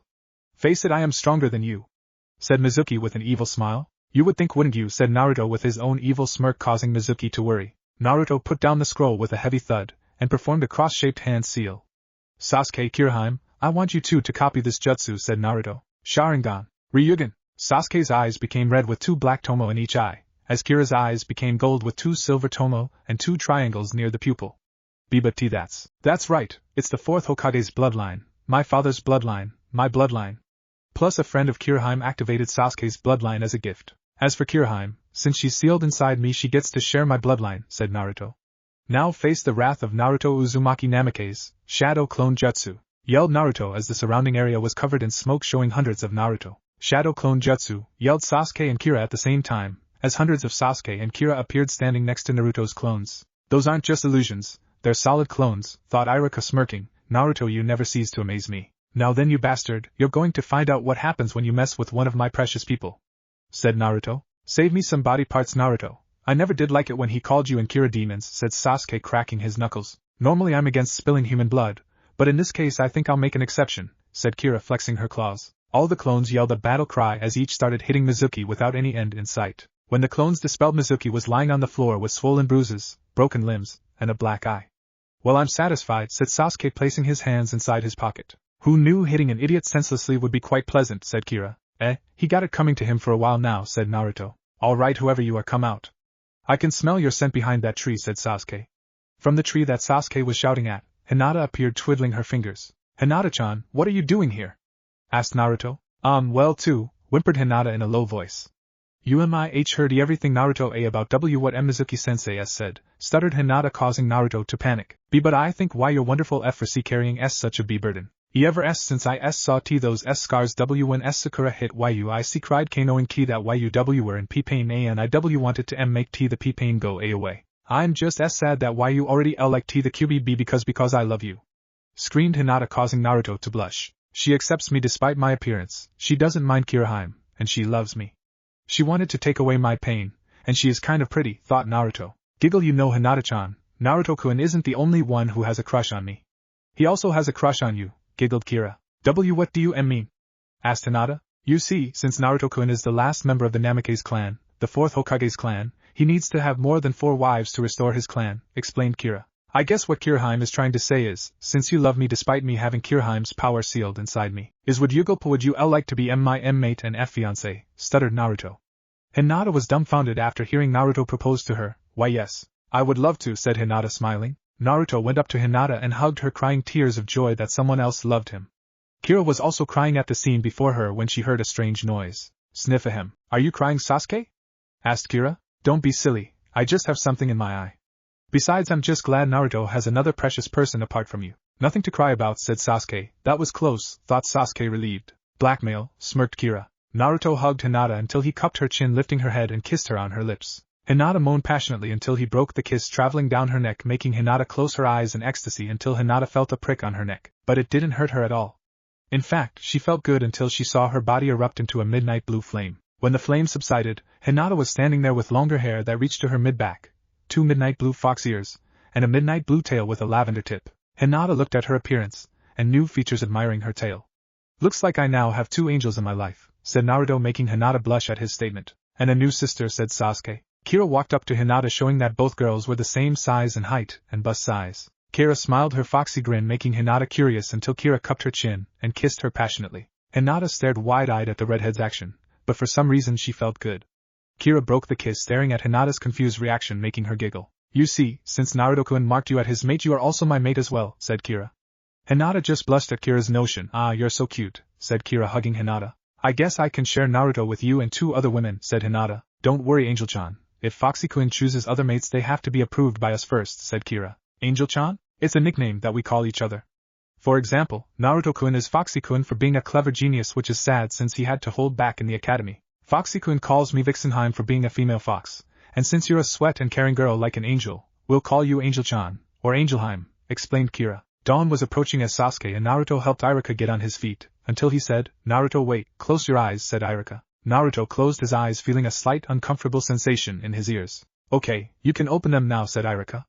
Naruto opened his eyes, revealing a smiling Iruka, but there was something different about his appearance. Naruto couldn't figure out until he still felt the uncomfortable feeling in his ears when he felt the cold sensation of a metal plate with a spiral carved into it. Naruto looked at Iruka, who was still smiling. You pass. Naruto smiled and hugged Iruka. Naruto then untied the headband and placed it around his neck like Hinata. It doesn't hurt the ears, and it's a good excuse to copy Hinata, said Naruto, making everyone laugh. Come on, you 4, we need to see the Hokage about the events that happen, said Iruka while Naruto picked up the forbidden scroll. Hokage Tower. The Hokage was looking at the event that happened in his crystal ball. Well now, Naruto, you really never cease to amaze me. Though how am I ever going to explain this to Hayashi? Lord Hokage, Naruto still hasn't appeared with the forbidden scroll, said an ANBU that appeared. Don't worry, Iruka found him, and they're on their way back here. Have some ANBU standing by to arrest Mizuki for betraying the village, attempt to steal the forbidden scroll, framing an innocent child, and attempted murder, said the Hokage, still looking at the crystal ball, smiling. Yes, Hokage-sama. Oh, and while you're at it, bring Hayashi here. There's a matter I need to discuss with him, said the Hokage, rubbing his temples. Amokai. Whatever you say, Hokage-sama, said the ANBU confusedly, but decided to shrug it off. Naruto, Kira, and Hinata were walking hand in hand with their tails intertwined with each other, while Sasuke walked next to Iruka, who was carrying Mizuki's unconscious body over Iruka's shoulder, with his hands behind his back. Boy, is this going to be hard to explain, sighed Iruka. Still, who knew Naruto was a genius like you, Sasuke? Naruto and I are about the same mentality level ever since Shikamaru taught Naruto how to play shogi and chess. After that we would always have a game with the same outcome, we both end up in a stalemate, said Sasuke. Since we usually play, this increased Naruto's mentality on tactics, battle strategy, how to turn a dire situation into our favor, and a few history lessons, and whatnot that miraculously was able to stick with one of your lecture, Iruka. Shikamaru taught Naruto? But his scores are about the same to Naruto holding back, said a confused Iruka. True, but he's actually a genius. He's just really lazy, that's all. I'd say it would take me and Naruto combined just to outsmart him. His mentality exceeds our own, individually. He even taught us his meditation technique that he invented to plan several steps ahead of the enemy, and it has come in quite handy, said Sasuke. Grown W, where am I? Whack. Mizuki was starting to regain conscious until Sasuke grabbed a nearby shovel with his tail, whacking Mizuki unconscious again. Was that really necessary? Said Iruka, sweat dropping. Yes, I didn't feel like dealing with him again anyways, said Sasuke. Let's just hope you didn't give him amnesia then, said Iruka. Don't worry, I have the cure right here, said Sasuke, twirling the shovel with his tail. Once the group entered the Hokage Tower, they handed Mizuki's unconscious body to some ANB waiting by the entrance, saying that the Hokage ordered them to wait for them outside and arrest Mizuki, and the Hokage requested their presence with him immediately. The group of 5 entered the Hokage's office with another man who had long jet black that reached his mid back, white robes, and pure white eyes, and a little girl about 8 years old hiding behind the man's back with long brown hair and white eyes. Father? H. Hanabi? Stuttered Hinata. Hinata? Is that you? Asked the man known as Hinata's father. Yes, well, I was going to explain that part right now, Hayashi, said Sarutobi. What happened to you? Asked Hayashi. Well, you see, Hinata explained everything she heard about from Mizuki's conversation, the truth behind the Kyuubi no Kitsune, how Naruto proposed to her, and how she really loved him. Well, that's quite a tale, said Hayashi. Hinata Nichin, see, can I play with you, tale? Asked a blushing Hanabi. Of course you can, Hanabi dear, said Hinata in a motherly tone. Hanabi giggled and started playing with her sister's tail. Just like her mother, said Hayashi, remembering his loving wife. If you don't mind me asking, why did you bring Hinata-chan's little sister here? Asked Kira. I don't trust the Hyuga elders. They've already forced me to do terrible things that I regret, said Hayashi. Like what, Hayashi-sama? Asked Naruto. Well, for starters, they've forced me to put the caged bird seal on Niji.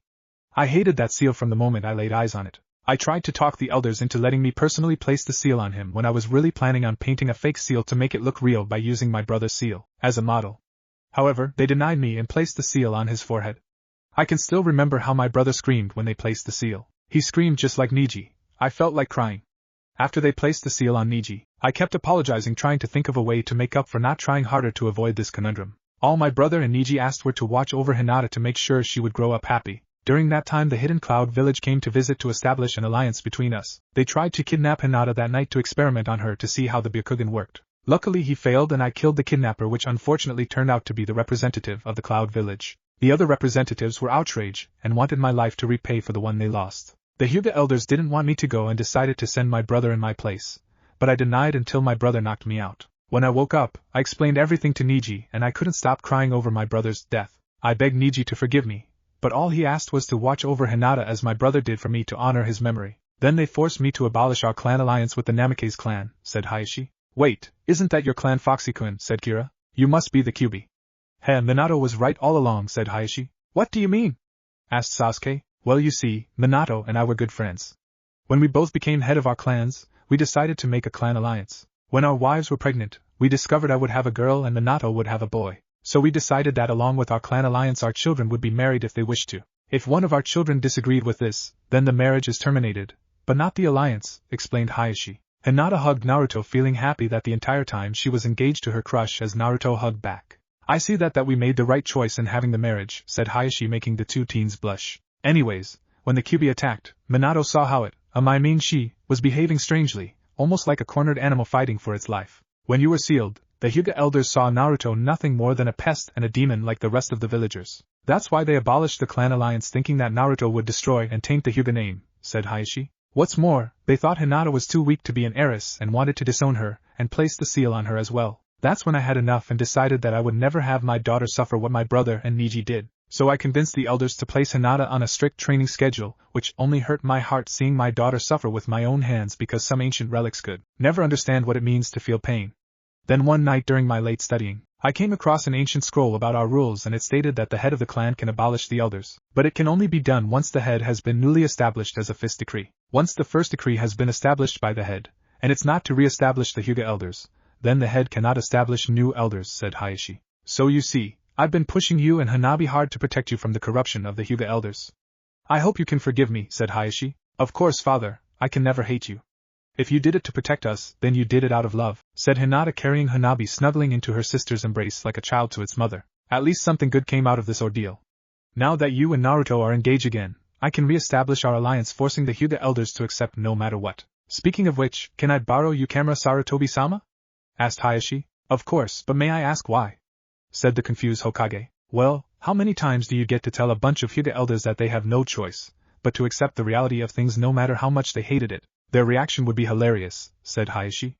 Everyone pictured the reaction of the Hyuga elders, thinking they would have a heart attack, or have a shock face since they were so stuck up. Everyone laughed at the mental images. Ha ha! All right, Hayashi, you can borrow it as long as I get a copy, said the Hokage, wiping away a teardrop. Naruto, Sasuke, Hinata, and Kira decided to head back towards the academy, but for some reason Sarutobi held Iruka back to discuss something. The group of four decided to shrug it off and head back for their team placements. The Hokage gave Kira her own headband, which she wore around her neck like a collar. Kira shifted into her fox form, hopping on Naruto's shoulder, while Hinata scratched her behind the ears. Naruto then heard a couple of old guys laughing about something when his sensitive ears picked up on the conversation. Heh heh, we finally got her locket. Now she'll have to do whatever we say if she wants it back, said one old man. Yeah, now we can have some fun with her and maybe her friend as well. She may be traitor student, but she still has a body, said the second old man. I like the way you think, laughed the first old man. Naruto, Sasuke, Kira, and Hinata heard the entire conversation, growing more angry by the second listening that a couple of old perverts were going to take advantage of a poor girl using whatever it was they were holding for ransom. Kira, since you're the fastest of us, I need you to steal whatever they have as a diversion, while Hinata disables their arms really quick with you family's famous gentle fist I heard about. Sasuke and I will have a talk about what it means to be a gentleman, said Naruto. Just say the word, said Sasuke. Kira jumped off Naruto's shoulder, snatching the prized item. Hey, come back here, you little thief, said one of the perverts as Hinata appeared in front of them, disabling their arms as Sasuke and Naruto each grabbed a pervert by the throat. So you like blackmailing girls just so you can get your sick pleasure, eh? Said Naruto. Well, we can change that, said Sasuke, bring up a fist as each of the boys started pounding away at the two perverts, causing Hinata and Kira to look away. After that, Sasuke and Naruto came out, dusting off their hands as Naruto summoned a two-tailed fox. Who has summoned me? Said the fox. I did, said Naruto. Naruto-sama, how may I be of service, said the fox. I need you to take these two perverts to the Hokage Tower, said Naruto pointing out the way, and tell him that they were planning on raping an innocent woman and her friend. As you wish, bowed the fox as it reached out with its tail grabbing the two perverts. You really are a demon, said the first pervert. We'll be out dash, said the second pervert. Quiet you maggot. You should consider yourselves lucky that Naruto-sama has shown compassion to scum like you, yelled the fox, making the two perverts cower in fear. Be thankful that I'm not telling him that you called me that. You know the punishment for breaking the law, said Naruto, making the two perverts turn pale. However, I never said my friend here could tell on you, so it's really his choice. I suggest you be quiet and maybe, just maybe, he might reconsider, said Naruto, making the two perverts even more afraid as they saw an evil glint in the fox's eye. Farewell Naruto-sama, it's been a pleasure seeing you again Kira-sama, said the fox to Naruto and Kira, who just jumped on his shoulder. Likewise, said Kira, smiling. The fox jumped off from rooftop to rooftop heading towards the Hokage Tower. Foxy-kun here, said Kira, handing Naruto a gold heart-shaped locket with the initials KY on it in fancy handwriting. I wonder who this belongs to, said Naruto. I don't know, but we're going to be late if we don't hurry, said Sasuke as Naruto placed the locket in his pocket to give to the Hokage so he can give it back to the original owner. The trio hid their features, with Hinata making her hair look shorter since having long hair overnight seems strange, as they entered the classroom door. Naruto, said a mysterious female voice behind them, causing Naruto and Sasuke to flinch. The trio turned around, revealing Sakura and Ino together, each holding a white flower standing behind them. Both Sakura and Ino had red puffy eyes with swollen cheeks showing signs that they were crying. I wanted to say I'm sorry for the other day. It was a really nice present that you bought, and it must have cost you a fortune, but that was no excuse for what I did. I hope you can forgive me, said Sakura. Me too, I guess we never knew how much you suffered after seeing all those scars. We also wanted to apologize to you, Sasuke. I guess we were so busy lusting after you that we never realized that Naruto was like a brother to you after you lost your family. We realized that after you took him to the hospital.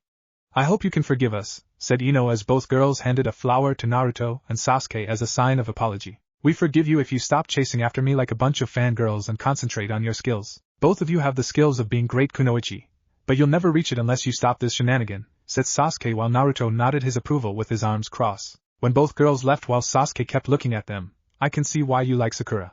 That Ino girls isn't bad looking either, said Sasuke blushing. My love for her died yesterday. Now I have my Hinata, said Naruto, hugging Hinata, making her blush. Besides, if I do like her again, it would probably be like a brother-sister thing. You see, I liked her because she was always being teased about her forehead, and I guess I can kind of relate to her situation with a little bit of my situation, explained Naruto. Considering she's smart too, it would probably be hard to determine who'd be the older sibling, smirked Sasuke, making Naruto, Hinata, and Kira laughed. The trio decided to sit together until Naruto felt a large killing intent to him once again. Great, I'm having deja vu again, said Naruto. Looked to his right again, showing a mob of fangirls without Sakura and Ino this time. Naruto, how dare you sit next to Sasuke-kun, and since when did the timid little Hyuga like Sasuke-kun, yelled a random fangirl. Shut your mouth, yelled Sakura, standing on top of Naruto's desk. Yeah. You're talking to Sasuke-kun's family, yelled Ino behind the mob. Geez, I would swear you love the idiot, forehead girl, said a second fangirl. Alright, that's enough. If you're so smart, then how come Sasuke always runs away from you instead of towards you, said Naruto, making every girl about to answer only to stay silent. Also, if Sasuke loves you, then how come he always shuts himself in a closet or room, barricading the door until someone saves him, or escapes out the window, said Naruto, making every girl think again. Ha, what you sorry excuses of kunoichi think his love for Sasuke is nothing more than lust for his looks, said Naruto, showing a bit of his intelligence. Now get out of my sight and leave my brother alone. None of you will ever realize what he truly likes in a girl, said Naruto, releasing a large killing intent that put the girls' killing intent to shame and quickly returned to their seats. Thanks, Naruto. I thought I would have to go to the boys' bathroom again, said Sasuke. You should really thank Sakura and Ino. After all, they really changed their attitude after opening their eyes to see the reality. Besides, I hate it when people degrade others due to their physical appearance, or because they don't understand a situation, said Naruto.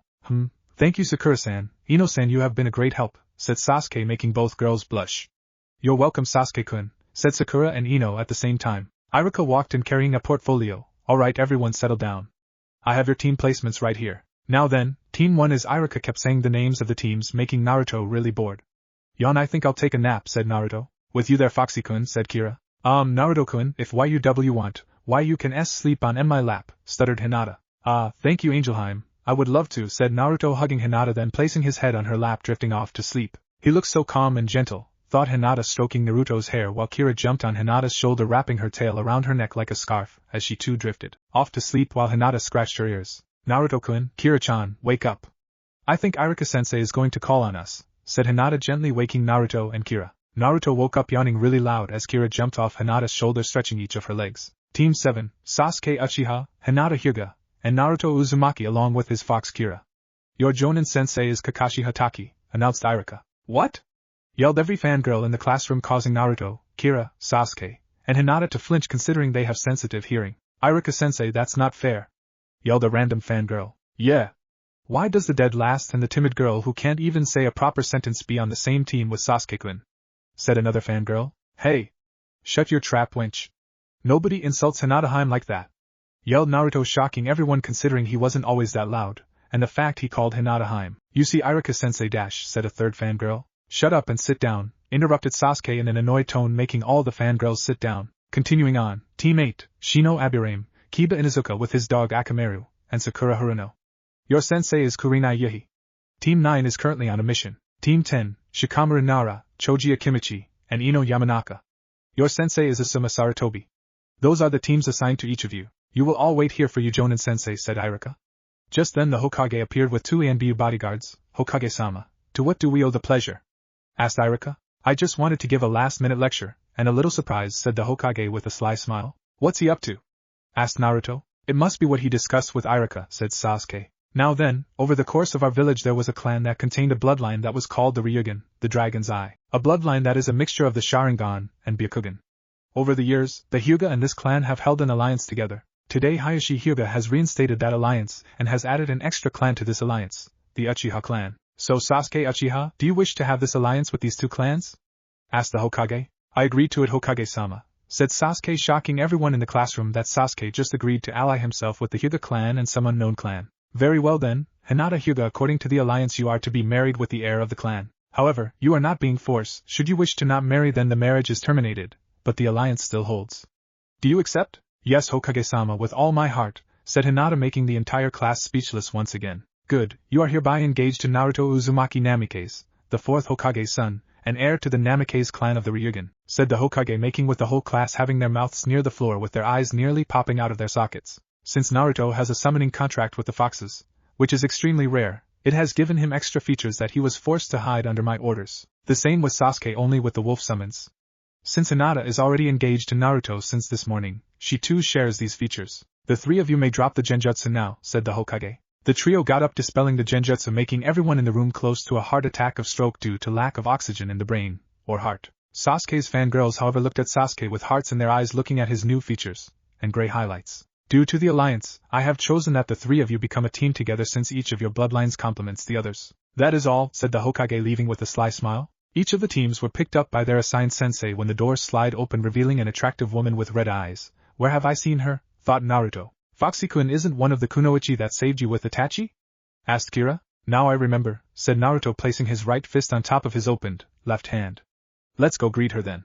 Besides, her name matches the initials of the locket, said Naruto. Can I come too? I know Kurenai-sensei for a long time, and I would like to greet her, said Hinata. Sure, Hinata-heim, said Naruto. Naruto with Kira around his shoulder, and Hinata walked up to Kurenai as she called down to her team. Team 8, with me. Kurenai looked to her right and saw Hinata. Hinata, is that you? Yes, Kurenai-sensei. You see, Naruto-kun marked me as one of his mates, thus giving me my appearance you see now. Naruto-kun, this is Kurenai Yuhi, who has been a big sister figure to me. One of his mates, Kurenai said with a hint of anger and killer intent towards Naruto. Kurenai has always hated perverts, and those who take advantage of others' girls for their sick pleasure. However, that was quickly forgotten as Kurenai kept staring at Hinata's fox ears, resisting the urge to touch them. Hinata see this just giggled. It's okay, Kurenai-sensei, you can touch them. Kurenai immediately appeared behind Hinata, playing with her ears, thinking she was some cute life-size doll. You see, since I'm the last of my clan by law, I'm supposed to marry at least 4 women, and my second mate is Kiraheim, also known as the Nine-Tailed Fox. But don't worry, she's actually really nice and was tricked into attacking our village. So you see, she's not really at fault. As for having more than one wife, I look for people who really love me, if Hinata-heim and Kiraheim approve first, quickly explained Naruto after looking at Kurenai with a shocked expression at the mention of Kyuubi. Kurenai-san, I would like to apologize for taking the life of your dear father and brother. If there's anything, and I mean anything at all including torture, that I could do to make amends to you and your loved ones, I would be more than happy to oblige. Kira bowed, hiding her teary eyes as she was on the edge to cry for taking away the lives of all those ninja from their loved ones. You really are the Nine-Tailed Fox. The 4th was right, you really didn't mean to attack. Kyuubi-sama, thank you for apologizing to me, and don't worry, I've already forgive you. After all, I did see Naruto as an innocent little boy who was misunderstood, smiled Kurenai while still playing with Hinata's ears, making her giggle since the sensation tickled her. Kira smiled, feeling relieved that Kurenai had forgiven her, and jumped on Kurenai's shoulder, purring. Oh, before I forget, Kurenai-san, is this locket yours? Asked Naruto, taking out the gold locket. Kurenai looked at him wide-eyed, wondering how Naruto had gotten her most treasured possession. Yes, my father gave it to me on my birthday. Naruto soon explained the conversation between the two perverts and their plan as he and Sasuke dealt justice to them before turning them in. Thank you, Naruto-kun, this is something really important to me. By the way, Kurenai-san, you're a genjutsu specialist, right? Asked Naruto. Yes, why? Well, you see, I was wondering if you had any scrolls on basic genjutsu, since that's one of my major weaknesses and I can never seem to get it right. I wanted to study a scroll to see if I'm doing something wrong, but I can't even get inside the library since the librarian was replaced with someone who can detect if they're in disguise easily. So do you? Asked a blushing Naruto while scratching one of his checks. Kurenai just giggled at his posture and reaction since he was really embarrassed he couldn't perform even the simplest of genjutsu. Kurenai gave him a scroll that explained the basic genjutsu, and some D-rank genjutsu that he could try performing. Thank you, Kurenai-san. I promise to return the scroll once I'm done with it. Keep it, Naruto-kun, I usually carry extra in case one of my students have the same problem as you. Goodbye, Hinata. Too bad I couldn't be your sensei. I was actually kind of looking forward to it. Kurenai left as the three Kitsune students waved her goodbye. Naruto-kun seems polite, and is giving Hinata a confidence boost. Not to mention he's kind of cute. Wait, did I just say Naruto-kun's cute? I mean, even though he's a gentleman, seems to care about his lovers even if there's more than one. If he does get a new lover, he wants the others to agree with him so there's no conflict. Plus those ears, whiskers, and tail make him look so adorable, thought a blushing Kurenai. Kurenai, apart from being known as the genjutsu mistress, was also known as the Ice Queen for turning down every date whenever a guy would ask her out. Some even went low enough to break into her apartment and steal her personal stuff like panties, bras, even clothes. Now only one had the guts to steal her prized locket, but was given back to her by a gentleman who was known as the demon of the village and didn't ask for anything in return, but some advice and instructions. No, I should stop thinking these thoughts. I mean, he's younger than me, for God's sake. Oh no, I'm becoming the very thing I hate. A pervert, thought Kurenai as she walked to meet her team. Team 10, I'm here to pick you up, said a man with a beard, black baggy pants, a muscle gray shirt with a jonin vest, and smoking a cigarette. When the man called out for his team, he looked at Kurenai and said, Oh Kurenai, how are you? Asuma, said Kurenai coldly. I see you're still mad, huh? Mad, don't be silly. After all, why would I be mad when I caught you red-handed having sex with that hussy when you were dating me? Kurenai had a vein popping out as each word she said was filled with killer intent directed at Asuma, making him sweat bullets, fearing for his life and manhood. Kurenai didn't trust any men after she caught Asuma cheating on her with another woman. It took Enko a long time to bring Kurenai out of her depression. Kurenai had turned cold towards any man or anything male, except for small children about 10 years old maximum, since puberty hasn't kicked in yet, thus losing her respect towards the male population. Then a young man came up to her showing respect and returning something that can never be replaced in her eyes. Apparently the gentleman seems to have melted the Ice Queen's heart. Sasuke, Naruto, Hinata, and Kira were the only ones waiting after all the Jonin sensei had picked up their teams. Kira had decided to take a nap on Hinata's lap while Hinata ran her delicate fingers through her fur, sending Kira into deep sleep. Sasuke was just sitting there completely bored with no chess set or shogi board to pass the time. Naruto was starting to get a little impatient, and was still debating whether or not to prank their sensei. As impulse won over reason, Naruto got up and went to work. Kira had woken up from Naruto's handiwork as the three newly appointed genin watched Naruto's masterpiece come together. Kira jumped down to where Sasuke was sitting and sat next to him. Bet you 5 ryos that he falls for it, said Kira. He's a jonin, he'll never fall for it, said Sasuke. Sounds like an excuse, said Kira. Fine then, you're on, said Sasuke as both shake hands, making the bet official. 2.5 hours later, Naruto yawned waiting for their sensei, and hoping to get a good show, to arrive while the others were showing that they were bored as well. Sasuke was resting his head on his hands when his left ear started twitching along with Naruto and Hinata's left ear. About time, said Sasuke. Tea? Asked Kira, offering a cup with her tail. Sasuke looked shocked, looking back to see Naruto and Hinata sipping tea. How did you dash? When did you dash? Forget it, give me a cup, said Sasuke. It's my special blend. It took me 5 tries with a shadow clone to bring it here, said Kira, drinking from her own cup. Sasuke took a sip. Not bad, Kira. Kira just showed her foxy grin when the door slid open. He was wearing dark blue ANBU pants, fingerless gloves with a metal plate attached on the back of the gloves, a black long-sleeved shirt, a jonin vest, a mask that covered the majority of his face, short, silver, gravity-defying hair, and his headband covered his left eye, leaving his right eye the only visible part of his face. As soon as he walked in, a small string cut loose, setting a wall of shuriken directly at him. The man stared wide-eyed as he jumped into the air, narrowly escaping the wall of shuriken, only to find him stuck on trip wire attached on his legs and arms. Told you he'd fall for it, so pay up, said Kira, holding out a paw, motioning Sasuke to pay up. Sasuke just muttered something and gave Kira her money as Kira jumped up to Naruto's weapons pouch, placing the money inside. I take it one of you designed this ingenious trap? Yup, you're looking at him. By the way, I advise not to cut those wires unless you're looking for a quick and humiliating death, Kakashi-sensei, said a proud Naruto watching at his ingenious trap.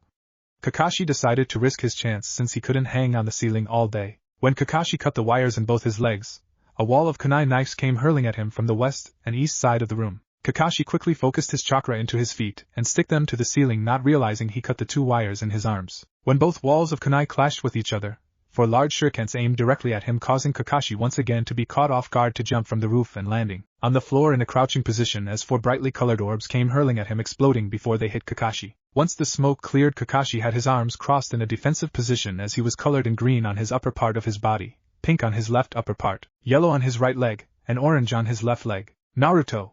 This has your name written all over it. I swear I'll get back at you for this. For now, just meet me on the roof while I clean myself off, said Kakashi. Team 7 walked up to the roof, waiting about 30 minutes later as Kakashi appeared in a puff of smoke without a trace of paint anywhere. Now then, my first impression on you guys: I don't like you. After Naruto's little prank, I'm going to smack him. But right now we don't know much about each other, so we'll do some introductory, said Kakashi. Why don't you show us how it's done, sensei? Asked Hinata. Okay, my name is Kakashi Hatake. My likes are none of your business, my dislikes I don't have any, my hobbyist that's none of your business either, and I don't have any dreams. So all we know is his name, thought Team 7. Alright, why don't you start, Blue Girl? My name is Hinata Hyuga, my likes are flowers, my medical herbs I'm growing, cinnamon rolls, and spending time with Naruto-kun and Kira-chan. My dislikes are people who look down on others, and my hobbies are cooking, finding new types of medicine to heal injuries, and learning more about my family's gentle fist style, and my dream is abolish the caged bird seal and join the main and side branch, and marrying Naruto and Kira, said Hinata. Okay, you're next, blonde. My name is Naruto Uzumaki Namikaze. Namikaze? So then you're the 4th Hokage's son? Asked the shocked Kakashi. Yeah, my dad left me a scroll containing everything about my bloodline, and his swords. Did you know him, Kakashi-sensei? Yes, he was my sensei. Those were the days during the Great Ninja War.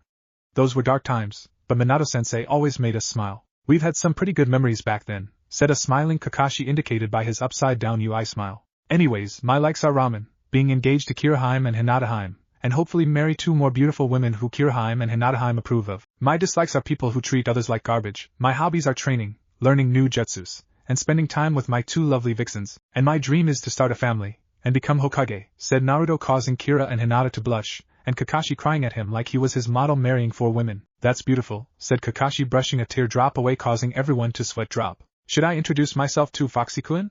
Said Kira. Sure, considering you're part of the team now. Kira jumped off Naruto's shoulder. My name is Kira Yoko, or as you people like to call me, the Kyuubi no Kitsune, the 9-tailed fox, shocking Kakashi. Kakashi took out a kunai. How did you escape the seal? It's impossible what the seal sensei used, screamed Kakashi. Calm down, Kakashi. Sarutobi-sama knows everything already.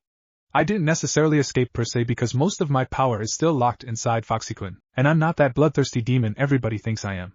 I'm actually a nice demon and am considered gentle throughout most species. You can even ask Sarutobi-sama. Besides, I've come to love Foxy-kun as well as Angel-chan, since she does love him as much as I do, and have grown to accept that. Plus Foxy-kun, Angel-chan and I are engaged to be married, said Kira, shocking Kakashi. Anyways, continuing on, my likes are spending time Foxy-kun and Angel-chan. My dislikes are anyone who tries to hurt Foxy-kun and Angel-chan, and perverts. My hobbies are bathing and sleeping, and my dream, well, that's something personal, said a blushing Kira. I'm not going to show you my human form except for Foxy-kun, Angel-chan, and Sasuke, said Kira. Why?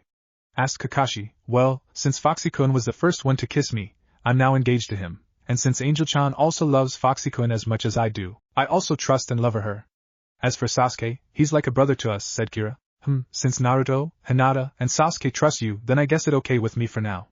Try any funny business, and you'll see what happens, said Kakashi. Okay, your last, gloomy. My name is Sasuke Uchiha. I like green tea, and playing chess against Naruto. My dislike are being chased for fangirls, although I'll admit the workout I get. And my dream is to rebuild my clan with 4 women that love me for who I am instead of my looks. Now that we're better acquainted, meet me at Training Ground 7 tomorrow morning at 7 o'clock in the morning for your real genin test, said Kakashi. But I thought we already passed them, said Hinata. No, that was just to weed out the genin hopefuls from those who need work. Your real test is with me to see if you pass or not, explained Kakashi. Oh, and don't eat breakfast, you'll just throw it up, said Kakashi as he disappeared in a swirl of leaves. Random bookstore. Kakashi appeared in front of a bookstore heading towards the adult section looking for his favorite smut, Ika Ika Paradise, while thinking about his team. Okay, I have a love-sick fox girl, a hyperactive, yet quiet blonde fox boy, a quiet wolf boy, and a gentle demon. Never thought I'd hear myself say that. They're not even genin and I already have my hands full, thought Kakashi as he continued walking down the aisle. Back on the academy roof. So what do you want to do now? Asked Kira. How about we get some new gear and clothes, said Sasuke. If we're going to be a team, might as well be something that people will consider our trademark. Something like Naruto's cloak is a perfect example, said Kira, shifting into her human form. I don't mind wearing a cloak, but how about a trench coat with it? Said Hinata as each of them thought about combining the two. That's not bad. We can conceal our blades underneath the cloak, catching the enemy by surprise since they don't know what's underneath, and the trench coat can conceal hidden kunai, shuriken, or paper bombs as a distraction to open opportunities for our strikes, or getaways, said Kira. I like it, said Sasuke. Yeah, me too, said Naruto.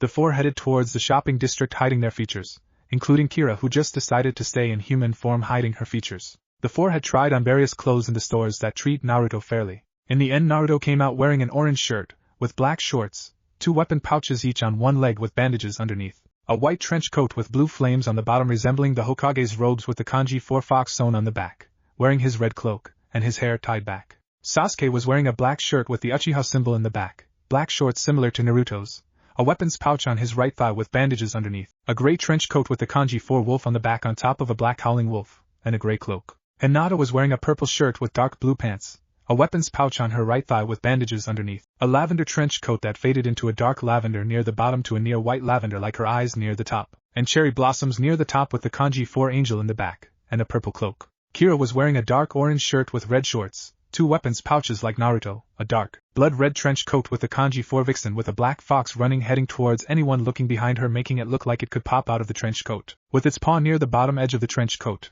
and a black cloak. The four were walking out the store when Hinata spoke. Can we visit Neji Nizen? I want to visit him, said Hinata. Sure, Angelheim. We have plenty of time, said Naruto. The four decided to search around the training grounds in search of Neji until they heard a loud noise. If they can call it a noise, right, Lee? It's time for our flames of youth to burn brightly, yelled a voice. Yes, Guy-sensei, I will not fail. I will do 100 squats, and if I fail then it's 200 push-ups, came a second voice. The four followed the loud voices until they came across 4 people. A man wearing a jonin vest with a green spandex underneath with orange leg warmers, a bowl-shaped haircut, big bushy brows, bug eyes, and wore his headband with a red sash around his waist like a belt. There was a boy that looked like a smaller version of the jonin only without the vest, a girl in a pink Chinese shirt, NBU-style pants with a weapons pouch on her right thigh with bandages underneath, chocolate-colored eyes, and had long brown hair tied into 2 buns, and the last member was a boy with long black hair that reached his mid-back that was tied near the end with a black sash, a khaki trench coat with a Hyuga flame on the right sleeve, black baggy shorts, a weapons pouch on his right thigh. His headband had a black sash with extra attachments on the sides, and had pure white eyes signifying he was a Hyuga. When the strange group of ninjas saw the group of 4 cloaked visitors, the first one to speak up were the spandex pair. Look, Lee, we have visitors that will witness our flames of youth. Yes, Guy-sensei. They must have felt our flames of youth burn brightly. Hinata-sama, what are you doing here? Asked Neji. I came to greet you since I know you just returned from your mission, said Hinata. Ah, how sweet. Little Hinata came to see her older cousin, said the girl. It's nice to see you too, Tenten-chan, said Hinata. Allow me to introduce all of you, said Hinata. Naruto-kun, Kira-chan, Sasuke-kun, this is my cousin Neji Hyuga, his teammates Tenten the weapons specialist, and Rock Lee the taijutsu specialist, along with their sensei Guy Mato, introduced Hinata. Everyone, this is Naruto Uzumaki Namikaze, the 4th Hokage's son, said Hinata, shocking everyone. Sasuke Uchiha, and Kira Yoko, the Kyuubi no Kitsune, said Hinata. But I thought, said Neji, who was interrupted by a gust of wind heading towards Kira. Kira jumped out of the way of Guy's kick, as Kira Black flipped, avoiding another of Guy's blow. Wait! She's actually nice! Yelled Hinata. What? That's impossible, this thing nearly destroyed the village, said Guy. She's right, Guy-san. I didn't mean to attack the village. If you would allow me to explain what happened, since this includes my teammates, said Kira in a respectful tone. Well, I guess it would be unyouthful if I didn't know what happened, said Guy, standing in a defensive taijutsu stance. But I'm not letting my guard down. As you wish, said Kira as she started explaining everything.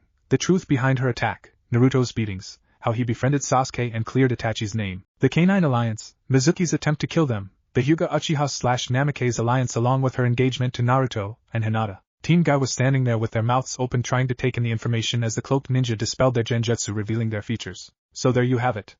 By the way, Guy-san, you dropped your guard when I was explaining about the Mizuki incident, said Kira. Damn it. Fine then, it's 500 laps around the village for me. I'll join you, Guy-sensei. Attaboy, Lee, said Guy, smiling a toothy grin that shined, and a thumb up. Guy-sensei, said Lee, mimicking Guy's pose. Lee, Guy-sensei, Lee, Guy, just go, yelled everyone as Lee and Guy left running around the village. Man, that was annoying, said Kira. I know, and I'm usually the calm, shy one, said Hinata. Anyways, I want to thank you Naruto-san for helping Hinata-sama, said Niji. Don't thank me, I just fell in love with an angel from heaven, said Naruto, causing Hinata to blush. However, said Niji, activating his Byakugan, hurt her in any way and I'll use that tail of yours to hang you and place it above my bedroom wall, said Niji, making Naruto laugh nervously while sweat dropping. Kira looked at Niji circling around him as if scanning him. Excuse me, what are you doing? Asked Tenten, showing a hint of jealousy. He's perfect as a candidate for Tobo of the Coyote clan, said Kira, clapping her hands together. Naruto and Sasuke looked at each other, then started scanning Niji as well. I guess he does look like he's able to think on his feet, and is quite the fighter himself, said Naruto. However, the only person who can judge that and challenge the candidate would be the head themselves, which in this case is Tobo-sama, said Sasuke. We approve, Kiraheim. Now it's up to Niji to earn his rank, said Naruto. Can someone care to explain? Asked Niji. You see, the Canine Alliance's heads are looking for suitable candidates that we deem worthy of their power, since their offspring refused to take their role as head. So we deemed you worthy as a candidate. However, the only person who can name you as their heir would be the current head, which is Tobo of the Coyote clan in this case, said Sasuke. Canine calling jutsu, said Kira as a large poof was heard with the entire area covered in smoke that quickly subsided with Tobo standing there. You rang, said Tobo. Y'all know right which one you summoned me here, said Tobo with a little annoyance in his voice. Tobo. Nice to see you again, said Kira. Heh, well it's not exactly nice for me. Geez Kira, you know I'm not a morning coyote. Why do you think we hunt tonight? Yeah sure, I'll admit usually I'm the nice, lovable Tobo that everybody knows. But like most living creatures I don't like to be woken up out of the blue, you know. The only reason I wake up during the day is to attend meetings. But I guess it's already done since I'm already here. So what's up? Someone forgot to drink their tea, said Kira. Hey, anyways, I've called you here because we've chosen a candidate for you, Niji Hyuga. Well now let's see what I'm working with here, said Tobo, now scanning Niji. Good structure, seems to be a decent fighter, said Tobo as one of his giant tails headed directly straight to Niji. Niji saw this and decided to act quickly. 8 trigrams, palm rotation, said Niji, spinning rapidly, creating a chakra dome around him, deflecting Tobo's tail. Another tail came after the first, grabbing Niji by the legs and hanging him in mid-air while Niji used his Byakugan to find a point in Tobo's tail. Niji found it, and hit the point dead on, forcing Tobo to release him as Niji flipped, landing in a crouching position, guarding his surroundings for other tails when the ground beneath him cracked as 4 large boulders suspended in mid-air surrounded Niji, forcing him to pump a large amount of his chakra into his feet, jumping into the air as the 4 large boulders collided into themselves where Niji was standing. Good reflex, great reaction time, able to think on his feet. I'd say he passed, said Tobo, smiling. What? Said Niji, stupefied that he passed his inspection. You passed, Niji Nizan. That means that you are now the heir to the Coyote clan, said Hinata, happily hugging her cousin. She's right, Niji, I have deemed you worthy of becoming the heir of the Coyote clan, and you will replace me as representative of the Coyote clan in the future Canine Alliance. Now take my paw, explained Tobo, stretching out his paw. Niji hesitantly made his way to Tobo, and took hold of his paw. Niji Hyuga, I hereby grant you my power, said Tobo as a brown flame consumed him. When the flame subsided, Niji was standing there with brown coyote ears, a brown coyote tail. His eyes showed a hint of brown mixed with the white, like Hinata has a hint of lavender, and for some reason, he was taller than Sasuke, making his clothes a little tight. I don't get it, how come we didn't grow like Niji? Asked Naruto with a hint of jealousy for being short. I guessing Niji was nearly finishing his puberty, and the fusion just sped up the process. Who knew, said Kira while Tenten was staring at Niji with hearts in her eyes over his new features. Tenten tackled Niji to the ground and started playing with his ears, causing Niji to have a glowing blush. Everyone started laughing when they heard 2 familiar voices. Look, Guy-sensei, Niji seems to have gotten stronger. Yes, Lee, it would seem that Niji's new power must have merged with his flames of youth. Apparently Guy and Lee had returned, causing everyone to have the same thought. When did they come back? We saw Niji's transformation in time. Now we witness a new, brighter, flames of youth. Yeah, way to go, Lee. Let those flames of youth burn brightly. Gi-sensei, Lee, Gi-sensei, Lee, Guy, wham. Tobo had enough out of the spandex pair as he swung all 9 of his mighty tails, sending Guy and Lee to skyrocket into the air, landing with a huge explosion in a random part of the village, causing a huge dust cloud. Man, that was really annoying, said Tobo with a huge vein popping out and his left ear twitching. Whistle, I think you're the first one to match the record of the Hokage for throwing Guy and Lee, Tobo-sama, said Tenten. Please just call me Tobo. Tobo-sama makes me sound really old, said Tobo, smiling. So how old are you really? Asked Sasuke. To be honest, I'm the second youngest in the alliance, said Tobo. Then who's the oldest? Asked Hinata. I pledge to remain silent, said Tobo, fearing his life. Oh, that was close.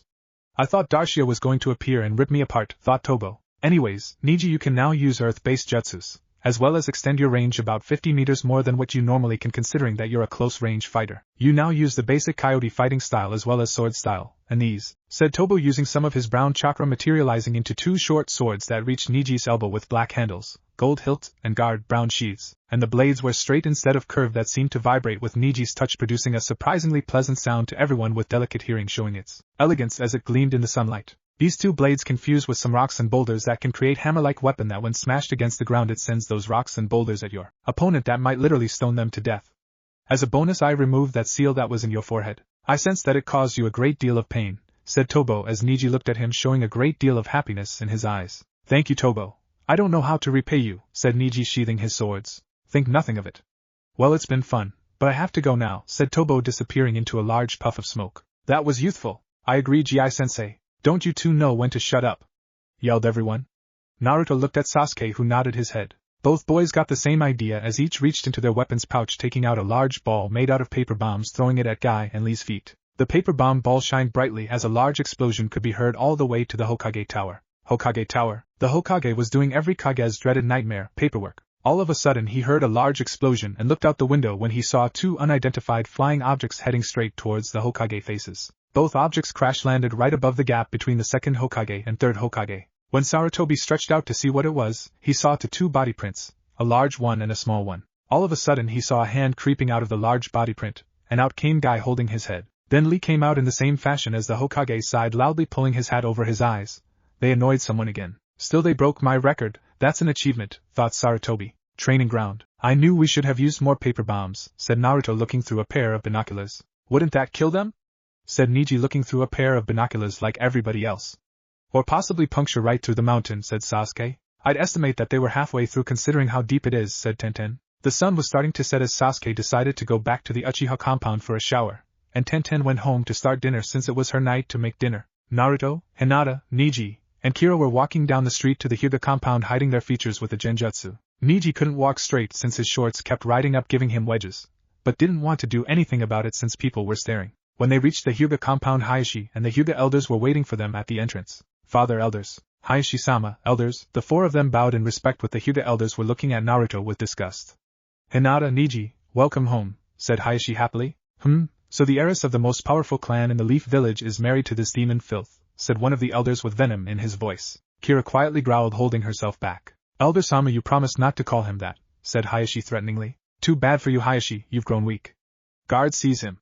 2 branch members appeared, guarding Hayashi and disabling his arms, but showed great regret in their eyes. What is the meaning of this? We will not allow the Hyuga clan to be tainted by some vermin filth, and not only disgraces the Hyuga name, but our 4th Hokage claiming to be his son, said another elder. Forgive us, Hayashi-sama, they used the caged bird seal, and threatened to use it on our loved ones as well. It's alright, I understand.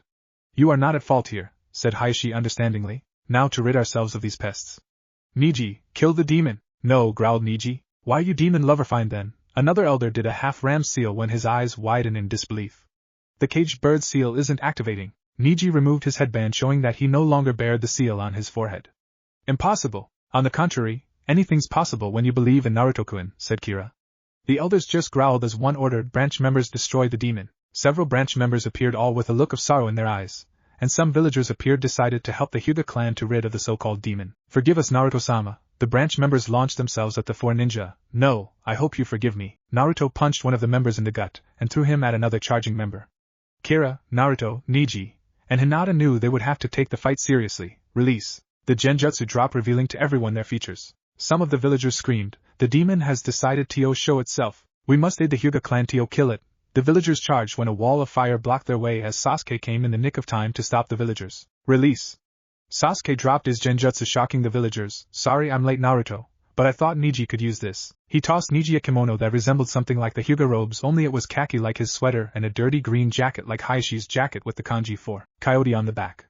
Sorry, they didn't have white. Niji threw a smoke pellet to the ground, changing quickly into his new clothes. Now I don't have to worry about restricted movement, said Niji, placing a gentle fist palm through a charging branch member back. Heh, alright then, Kiraheim, let's show these guys what happens when you mess with us. 2 swords appeared in Naruto's hand from underneath his cloak. Blaze resembled a western sword with a red blade with a fire design near the hilt. The handle was a deep crimson red color with a large ruby embedded on top of the fire design. Tempest was shaped like a regular katana with a sky blue blade, silver guard and hilt, light green handle, and a jewel held by a claw-like design at the end of the handle. Naruto threw Blaze to Kira as she did a roundabout kick to three members, catching the sword by her tail, twirling it into the air, catching the sword with her left hand, twirling it skillfully as she crouched down, putting all her weight into her left leg, stretching her right leg. Her right arm outstretched perfectly parallel with her leg, with her hand close except for her middle and index finger pointing up, and the sword parallel to her arm over her head. Rotation.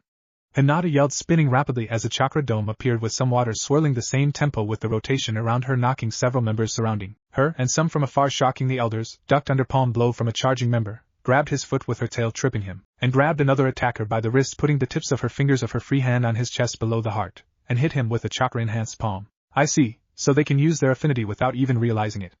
I'll have to train them in that, thought Kira. Naruto locked blade with kunai as one of the members took out a kunai knife, afraid to be cut by his blade. Naruto pushed the member back, followed by a left uppercut, sending the member flying several feet, and hitting another with the back of the handle. Jumped into the air, turning tail, whipping the attacker, grabbed another attacker's hand with his tail and sent him flying with a back kick. Swirled his blade in a circular motion, focusing some wind around the blade. Ninja arts. Hurricane wind jutsu. Naruto swung his blade diagonally, creating a strong wind, knocking a large group of branch members to the ground. Sasuke dodged some gentle fist blows, dropping to the floor, performing a sweep kick, knocking him down, and back kick an attacker, crashing him to three other members. He saw several members charging him and performed a sequence of hand seals fire style, Phoenix Flower Jutsu. Sasuke blew as several fireballs aimed at the Hyuga's feet, making them dodge as he ran towards them, knocking the members one by one like a pinball machine. Neji grabbed his attacker's hand, swirled behind him, shoving him with a chakra-enhanced palm into the ground, elbowing another. Spin in place, whipping the attacker with his long hair, jumped back, swirling in midair, skillfully landing on 1 foot. Forgive me, 8 trigrams. Palm rotation. As Neji started spinning while still standing on 1 foot, as boulders started erupting at the base of the chakra dome, knocking several members to the ground, and lightning appeared surrounding the dome, shocking those who jumped over the boulders only to stun them for several seconds. When he finished performing rotation, he put his foot down. Kira sidestepped as she missed a chakra-enhanced palm by her attacker, tailed whipped him, knocking the wind out of him. Kira placed her free hand on top of the hilt, quickly sliding it to the tip as the blade erupted into flames with the ruby shining brightly, Kitsune style. Heat pulse. Kira placed the tip of the blade on the ground to one side while swinging the blade to the other side, creating a large wall of extreme heat, knocking several members standing in front of her with their clothes burned near the torso, but no flesh damage. Kira, Naruto, Hinata, Neji, and Sasuke had successfully knocked all of their attackers down, but they knew they held back out of respect since they were threatened by the elders, which made it easy for them as the 5 ninja tried to go easy on them. Now, release Hayashi-sama. He has done no wrong against you or the village. Believe it or not, I am who I am. I am Naruto Uzumaki Namikaze, legacy of the Yondaime, the Leaf's yellow flash, the 4th Hokage's son, proclaimed Naruto, shocking the villagers who were just standing there witnessing the display before them since Sasuke stopped them, and the fact that the Hyuga elders had turned against the head of the Hyuga clan.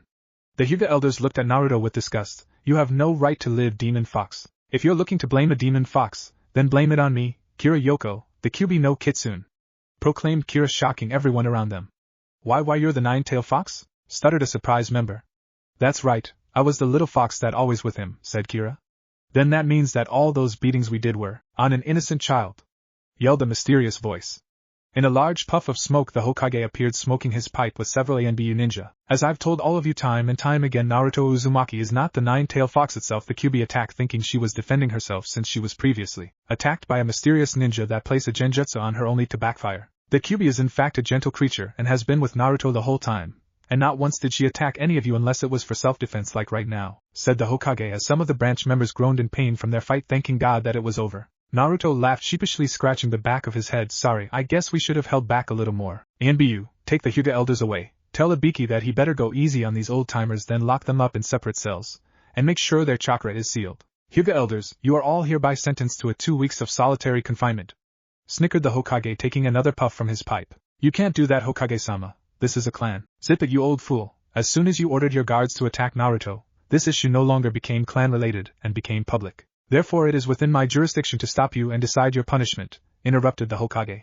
The elders looked bewildered as the ANBU strapped them with chakra seals and took them towards the Hokage tower. The Hokage turned towards the crowd as they all looked bewildered and angry at Naruto not wishing to accept the reality. I knew if this happened they would have either accepted it and wallow in their guilt, or possible hate him more and try harder to kill him, denying everything, thought the Hokage. The demon has weakened the Hyuga clan, now there's nothing to stop its fury, yelled a villager as the others screamed in agreement. Take 1 step near him and you'll die on the spot. How much more of you are going to die just because all of you think he's the Kyuubi? Yelled the Hokage. Hokage-sama, you can't be serious. The demon is right in front of you with his demon horse. Don't you dare defile my daughter that way. Yelled a hysterical Hayashi, Hinata was engaged to Naruto before their births, and she has the right to choose whether or not to accept and marry to whomever she wishes. Father, whispered Hinata as tears threatened to come out, I suggest all of you head home, before I decide to give the Hyuga elders some company, said the Hokage. What about Uchiha-san and the Hyuga that helped the demon? He has corrupted. I suggest you don't finish that sentence, threatened Sasuke, releasing a large killer intent and activating the Sharingan. Kira and Naruto along with Hinata are my teammates. Both had given me this gift with the blessings of the Wolf Clan, so if either of you hurt my brother or sisters, you'll face my wrath, said Sasuke. The villagers stared at Sasuke with shock since the Uchiha just referred the demon as a brother, and his demon lovers his sisters. The same goes for me, said Niji. Naruto is Hinata-sama's fiancé, and I will gladly defend them no matter what. Niji proclaimed, activating the Byakugan. The villagers didn't say anything and just left, still looking coldly at Naruto. Everyone turned to see that Naruto had his head lowered, staring at the ground so his bangs covered his eyes. A few shiny clear liquid orbs were seen escaping from Naruto's hidden eyes, and his breath became uneven. Hinata and Kira just walked up to him and hugged him in a loving manner, so that's it, they finally broke him. I was really hoping that they would accept him, thought the Hokage. Naruto, you must have suffered more than me when I lost my family, since not only did you not have a family to begin with, but was shunned and beaten an inch towards death on a daily basis, thought Sasuke. Maybe fate does choose our course at birth. But then again, Naruto has always defied fate, and look at him now. Perhaps there are some things that fate cannot explain as well, thought Niji as he remembered his gift. Sorry Hiashi, I had to give the elders a light sentence, or the villagers would have caused a riot. I understand perfectly, Hokage-sama. But my main concern now is my future son-in-law, said Hiashi while looking at Naruto. Niji had started helping the fallen branch members since some still had a lump or sore limb as the major damage. Ugh, my head. I feel like I took on a bull, said a member. Yeah, that should wear off in a day or two, said Niji. Hinata. Yes, father? Why don't you spend some time with Naruto and Kira? I might cheer him up a bit. Thank you, father, said Hinata. Naruto's apartment. Naruto, Kira, and Hinata all arrived at Naruto's apartment with Naruto's spirit a little higher. Hinata locked the door behind her as Kira lifted Naruto's chin as cerulean blue eyes met crimson red eyes. Kira stared into Naruto's eyes with love and sorrow for all the loneliness he's had to suffer. Naruto and Kira leaned close to each other, being driven by instincts as both their lips touched each other. Naruto licked Kira's lower lip, begging for entrance. Kira opened her mouth as both had a tongue battle for dominance. In the end, Kira submitted as Naruto deepened the kiss as Kira moaned passionately from their kiss. Both broke the kiss, taking in deep breaths as they were left breathless. Naruto and Kira looked at each other, and then turned their heads towards Hinata. Naruto went to Hinata and repeated the process, causing Hinata to moan as well. Naruto-kun, that was amazing, said a glossy-eyed Hinata. Kira walked up to Hinata and copied Naruto's kissing technique that caused both girls to moan. Naruto just hugged both his vixens as all of them went to his bedroom. Once there, the trio lay down in his bed, intertwining their tails as Hinata and Kira nuzzled on his neck. Beep beep beep, wham. The alarm clock was smashed by 3 different colored tails as Hinata started rubbing her red puffed eyes, wishing she can go back to sleep. Kira yawned loudly, stretching her hands and feet, and Naruto just groaned, fluttering his tail. Each of the trio had their ears down, making Hinata and Kira look cute, and making Naruto like a cute little fox that just woke up. Yawn, I think I'll go start breakfast. You two can go and take a shower, kissing both his vixens. But Naruto-kun, Kakashi-sensei said not to eat breakfast, said Hinata. Come on, Angel-chan, do you really think he's going to show up on time? I mean, we waited for him 2.5 hours yesterday. You have a point there, Kira-chan, said Hinata, putting her finger on her cheek, tilting her head. She's so cute, screamed Kira and Naruto, hugging her, causing the shy Hyuga heiress to blush. The trio brushed their teeth together, moving the same movement, pace, and rhythm in perfect sync as if they had been doing it for years. Hinata took the first shower while Kira placed some of Hinata and her clothes that the girls bought yesterday. Hinata stepped out of the bathroom and changed inside the bedroom, wearing a black shirt, dark blue baggy pants, her lavender trench coat, a weapons pouch on her right thigh, and her purple cloak. Kira took a quick shower, changing in the bathroom, wearing a red shirt, ANBU pants that reached several inches above the ankle, a matching red skirt, her red trench coat, and her black cloak. Both girls walked into the kitchen as Naruto put down the last plate of bacon. The table looked like a buffet with large plates of bacon, sausage, hash brown, scrambled eggs, and a gallon of orange juice in the middle. Bon appetit, bowed Naruto, being proud of his cooking skills. Wow, Naruto-kun, I didn't know you can cook, said Hinata, sitting down. You tend to pick something up once in a while. The trio ate quickly when Naruto went to take a shower while the girls washed the dishes. Naruto came out wearing an orange shirt, dark blue baggy pants, 2 weapons pouched attached to each leg, wearing his white trench coat with flames at the bottom, and his red cloak. Naruto took a box from the counter, getting questioning looks from both girls. Foxy-kun, what's that? Oh, this?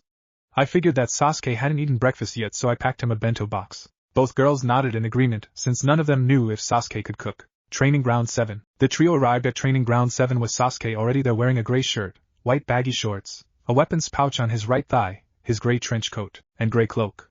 Sasuke was sitting cross-legged with his fingertips together similar to Shikamaru's thinking pose when his left ear twitched, opening his eyes slowly. Sasuke got up as his cloak now hid the clothes he wore underneath it. Hey Sasuke, greeted Naruto. Morning Sasuke, greeted Kira. Good morning Sasuke-kun, greeted Hinata. Naruto, Kira, Hinata, greeted Sasuke. Here, eat up, said Naruto as he threw the bento box at him. We're not supposed to eat, Naruto. Yeah, but unless you want to wait for Kakashi to show up, I suggest you do. Besides, using our demon chakra takes a lot out of us since we're not used to it. Remember our little performance at the academy and how drained we felt? So I suggest you eat up and conserve your strength. Good point. Sasuke ate the food, surprised that Naruto can actually cook, let alone the food tasting really good. In the meantime, why don't we practice shifting into our animal forms, said Naruto.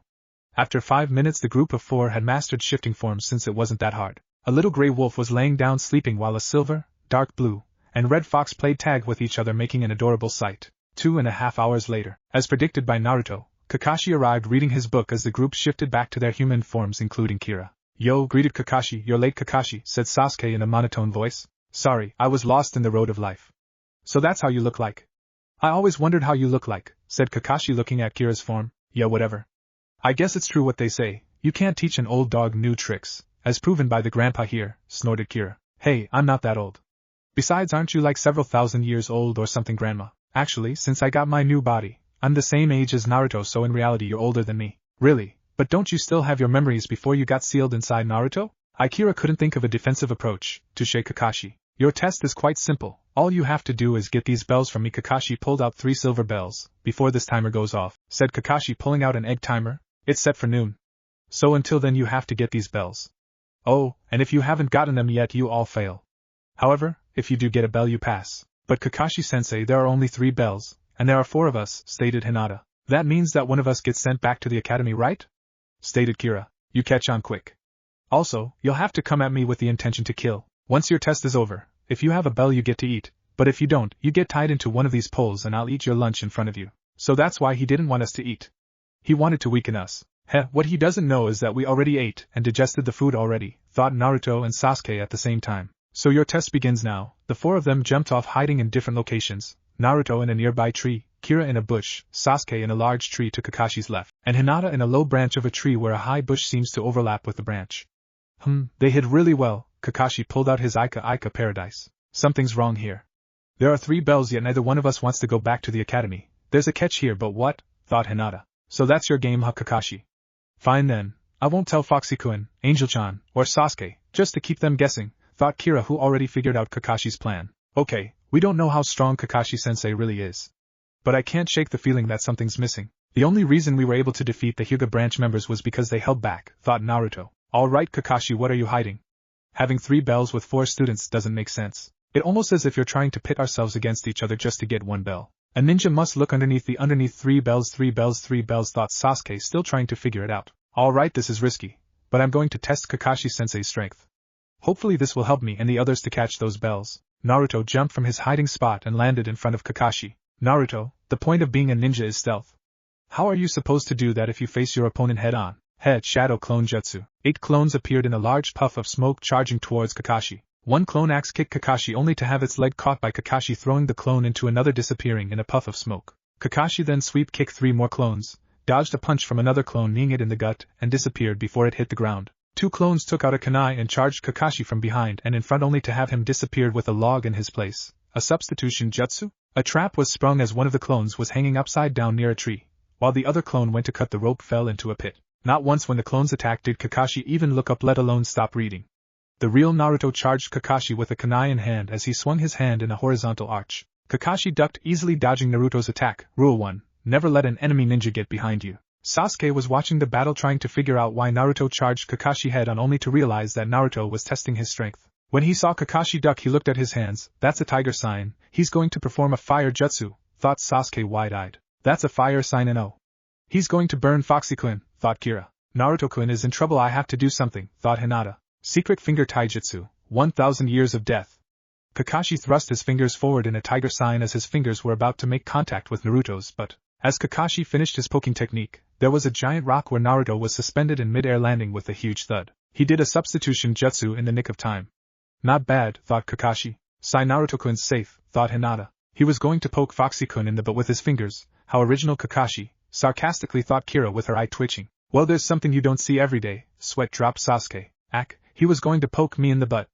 I swear I get revenge on him if it's the last thing I do. Mentally screamed Naruto located in a bush. Now that Naruto tests his strength, let's see his range. Sasuke reached into his weapons, throwing a barrage of shuriken at Kakashi, who didn't even bother looking up, grabbed a kunai from his pouch and deflected the shurikens. Damn, I gave away my position. I have to move. Sasuke jumped tree branch to tree branch, and came upon a clearing only to find Kakashi appear in a puff of smoke. Rule 2. Stealth is efficient, or it could cost you your life. Sasuke performed a series of hand signs. Fire style. Fireball jutsu, yelled Sasuke. Genin can't use fire style. Takes too much chakra, mentally yelled Kakashi. Sasuke blew a large fireball in front of him that was infused with some lightning. When Sasuke finished, there was a huge crater in front of him, but with no Kakashi. Where's he going to attack? Left, right, above, below. Earth style. Headhunter jutsu.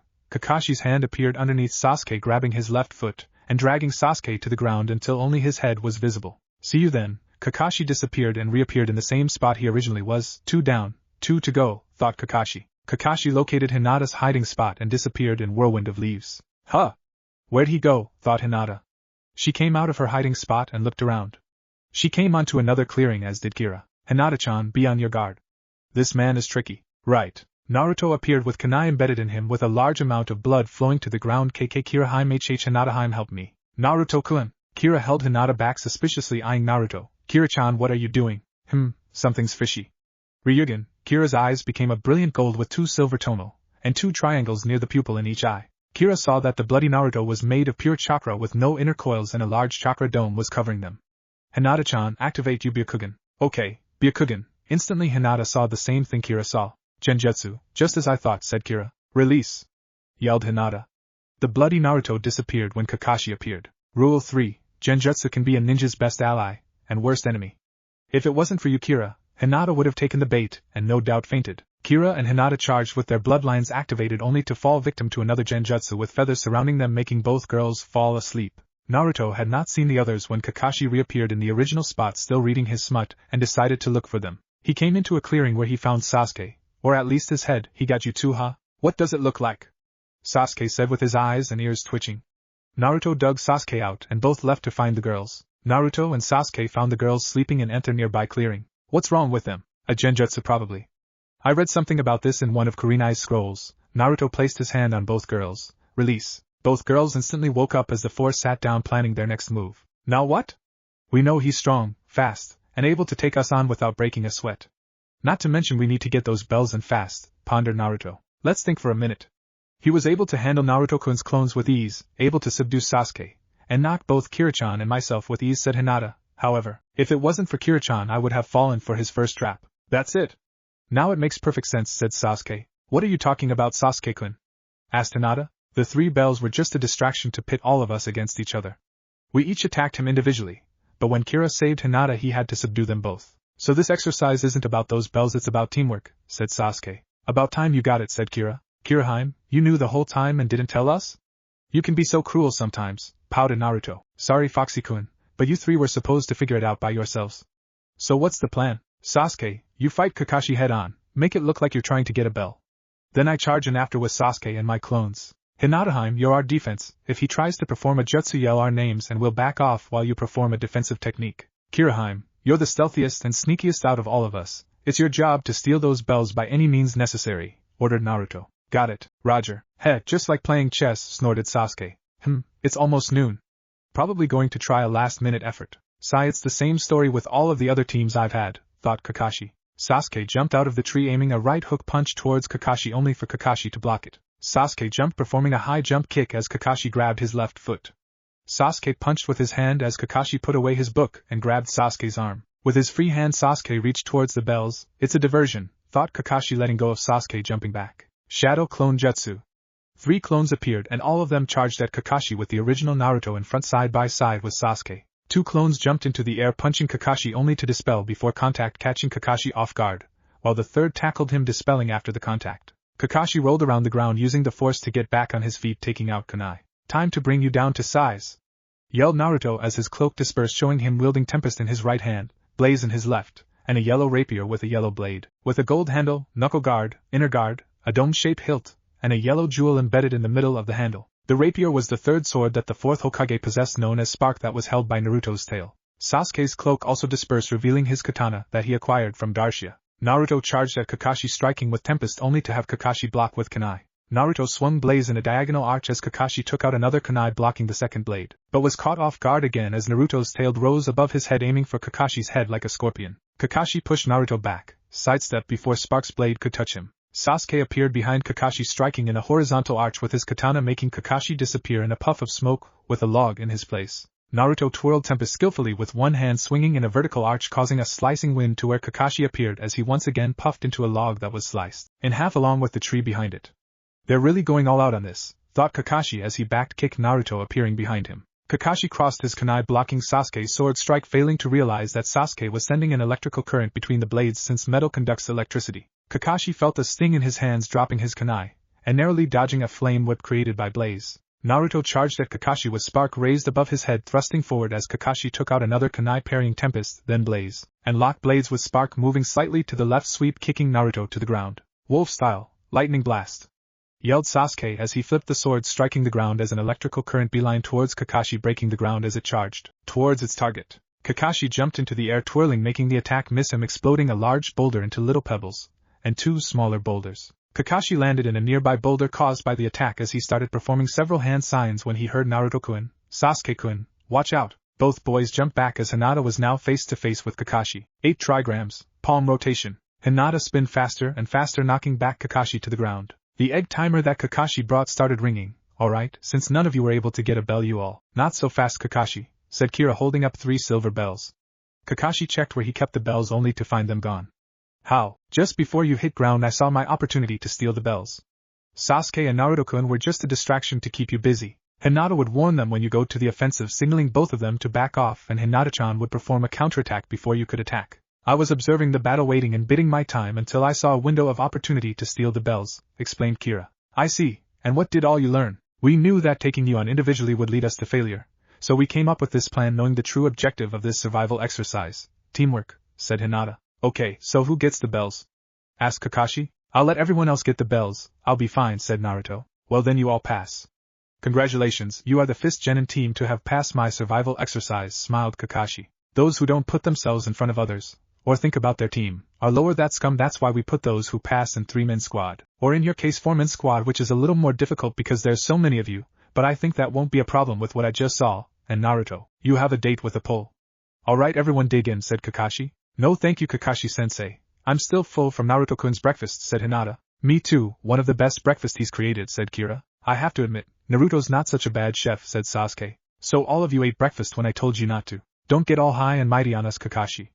If you had shown up on time yesterday, then we would have listened to you. But like always, you tend to show up 2 hours later than you regularly say, giving us the perfect opportunity to eat, said Kira. Actually, I was going to say that I'm surprised Naruto can cook, let alone cook well. I thought the only thing he knew how to do was cook instant ramen, said Kakashi as everyone's sweat dropped. Okay, who wants cinnamon rolls? As another Naruto appeared with oven mitts carrying a tray of hot cinnamon rolls. Everyone looked at Naruto thinking, which one is real? What? I got bored, so I sent a shadow clone to try out that cinnamon roll recipe I've been dying to try. Everyone grabbed a cinnamon roll, Kira cutting Naruto's ropes, as all of the students gathered around Kakashi waiting to take off his mask as he slowly reached to pull it off, wondering how he looked like. Kakashi was about to take off his mask. I think I'll save it for later. Everyone face faulted into the ground thinking they were so close to see his face. The 4 of them took a bite out of the cinnamon roll and instantly fell in love with it. Wow, it's so good, said Kira. I can see why Hinata likes these, said Sasuke taking another bite. Yes, but now I have another reason to like them, happily cheered Hinata, wagging her tail while taking another bite. Even I amaze myself, said Naruto. I must admit, Naruto, you make quite the chef, or in this case quite the baker, said Kakashi. Everyone had their eyes popping out with their mouths touching the floor, wondering the same thing. When did he eat it? What? I saw that everyone liked it, so I decided to eat mine, said Kakashi. Yeah, probably an excuse to hide your face when we're not looking, thought everyone. Alright everyone, your mission training starts tomorrow. Kakashi disappeared in a puff of smoke while everyone decided to spend his or her day off together training his or her demonic chakra. Several days later, Fox here, target sighted, whispered Naruto into a comm link. Wolf here, I'm 20 yards from target, whispered Sasuke. Vixen here in position waiting for further orders, whispered Kira. Angel standing by, whispered Hinata. Alright Team 7, you have a go, said Kakashi. Everyone jumped from their hiding spot, closing in on their target, a cat with a ribbon on its right ear. Naruto was the closest one and grabbed the cat as it started to get aggressive, trying to claw Naruto's face off. Naruto kept dodging the cat's claws as he started cursing at the cat still in its primal state. Can you confirm the ribbon on its right ear? Sigh affirmative. Hit the target all right, said Sasuke. Tora had successfully managed to land a scratch on Naruto's face perpendicular to his whisker marks. Tora was snickering at her victory. Oh. It's on now, kitty! Naruto shifted into his fox form, pouncing on Tora as the two kicks up a dust cloud, fighting like rabid beasts as barks, yelps, meowing, and hissing were heard. This kind of reminds me of my fight with the Nikomata no Nibi. The two-tail caught, only it wasn't this vicious, and she didn't try to gnaw off my limbs, said Kira as Tora was biting Naruto's back leg with him kicking Tora with his free leg. Over the past several days, Kira had given Sasuke, Naruto, and Hinata a summoning contract for birds, hawk for Sasuke, falcon for Naruto, and eagle for Hinata. The trio summoned the boss in a respective battle and won. Kira already had a summoning contract with the Phoenix Summons for a long time. Kira pulled back the sleeves of her trench coat as she reached into the clouds separating Naruto and Tora. All right, you two, that's enough, ordered Kira as Naruto and Tora stared at her while Naruto sucker punched Tora in the face. She started it, said Naruto. Meow, said Tora as both cat and fox pointed at each other, blaming the other. Hokage Tower. Naruto was sitting in a cross-legged position with bandages in his hands and band-aids in his cheeks and forehead in the briefing room. Team 7 returned the cat to the Fire Lord's wife, who started squeezing the cat that its eyes were popping out. Man, I thought my torture was worse than death, whispered Naruto. Trust me, Foxy-kun, I think your torture is equivalent to that, said Kira. Oh, thank you so much for returning my precious cat. The Fire Lord's wife went to hug them when all except Kira escaped. The Fire Lord's wife trapped Kira in a bear hug. Can't breathe, gasped Kira in the death grip. Oh. Those ears and tails make you more irresistible, and you're so soft and fluffy, giggled the Fire Lord's wife. Madam, can I have my wife back? Asked Naruto. Your wife? Gasped the Fire Lord's wife, letting go of Kira. Gasp, cough, cough, my life flashed before my eyes, gasped Kira, being comforted by Hinata. What do you mean, your wife? Well, technically both Kunoichi standing behind you are engaged to me, said Naruto. Hokage-sama, how could? Before you finish your statement, madam, I would like to say that the head of their clans had an arranged marriage with the condition that their children choose to accept or not. Apparently both girls agreed and are now legally engaged and didn't force any of them, said the Hokage defensively. Oh, well, I guess it's alright then, since the girls weren't forced. Well then, have a good day. The Fire Lord's wife left the room when Kira spoke out. I wonder if she wants her cat back? Pulling the cat behind her back, crying tears of joy. Wait, if that's her cat, what did she carry? Asked the Hokage. Nothing, she just left after being shocked by our engagement, said Kira. Well, just leave it here. She might come back or not. Frankly, I hope she doesn't after seeing the poor cat nearly strangled to death, said the Hokage. Back to business, there are 3 more missions in for your team. You can walk the Inuzuka's dogs, babysit the Fire Lord's children, or paint a noble's house. I think you mean 4, Hokage-sama, said Sasuke with his right ear twitching. Why do you say that? You'll know in 321, counted Naruto, his right ear twitching in the same manner. The sliding door was swung violently, revealing the Fire Lord's wife. Hokage-sama, have you seen my meow hiss? The cat escaped through the open window. Of course, retrieving the cat for the 24th time, sweat dropped the Hokage. Wait, sweetie. Mommy's coming for you. The Fire Lord's wife raced towards the exit in order to retrieve her cat. And they call me ruthless, sighed Kira. Hey old man, enough of these so-called missions. Why don't you give us a real mission? I mean, anybody could do all these things without needing any ninja skill or training, said Naruto. How dare you speak like that to the Hokage, you dare? I suggest you watch what you're saying, councilman.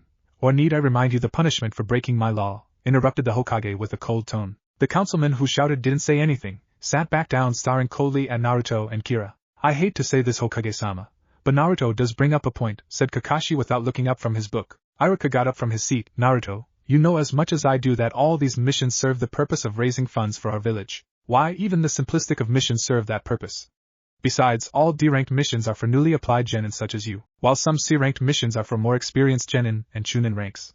All missions are carefully reviewed to match the rank of the ninja. To all of this I only have one thing to say. Queen's Bishop to E7. That's right, Queen's Bishop to wait. What? Asked Iruka, only to see Sasuke and Kira playing chess in the middle of the floor with Team 7 and Kakashi looking at the match. Checkmate, said Kira. What? How? Are you even listening to me? Yelled Iruka. You'd say something?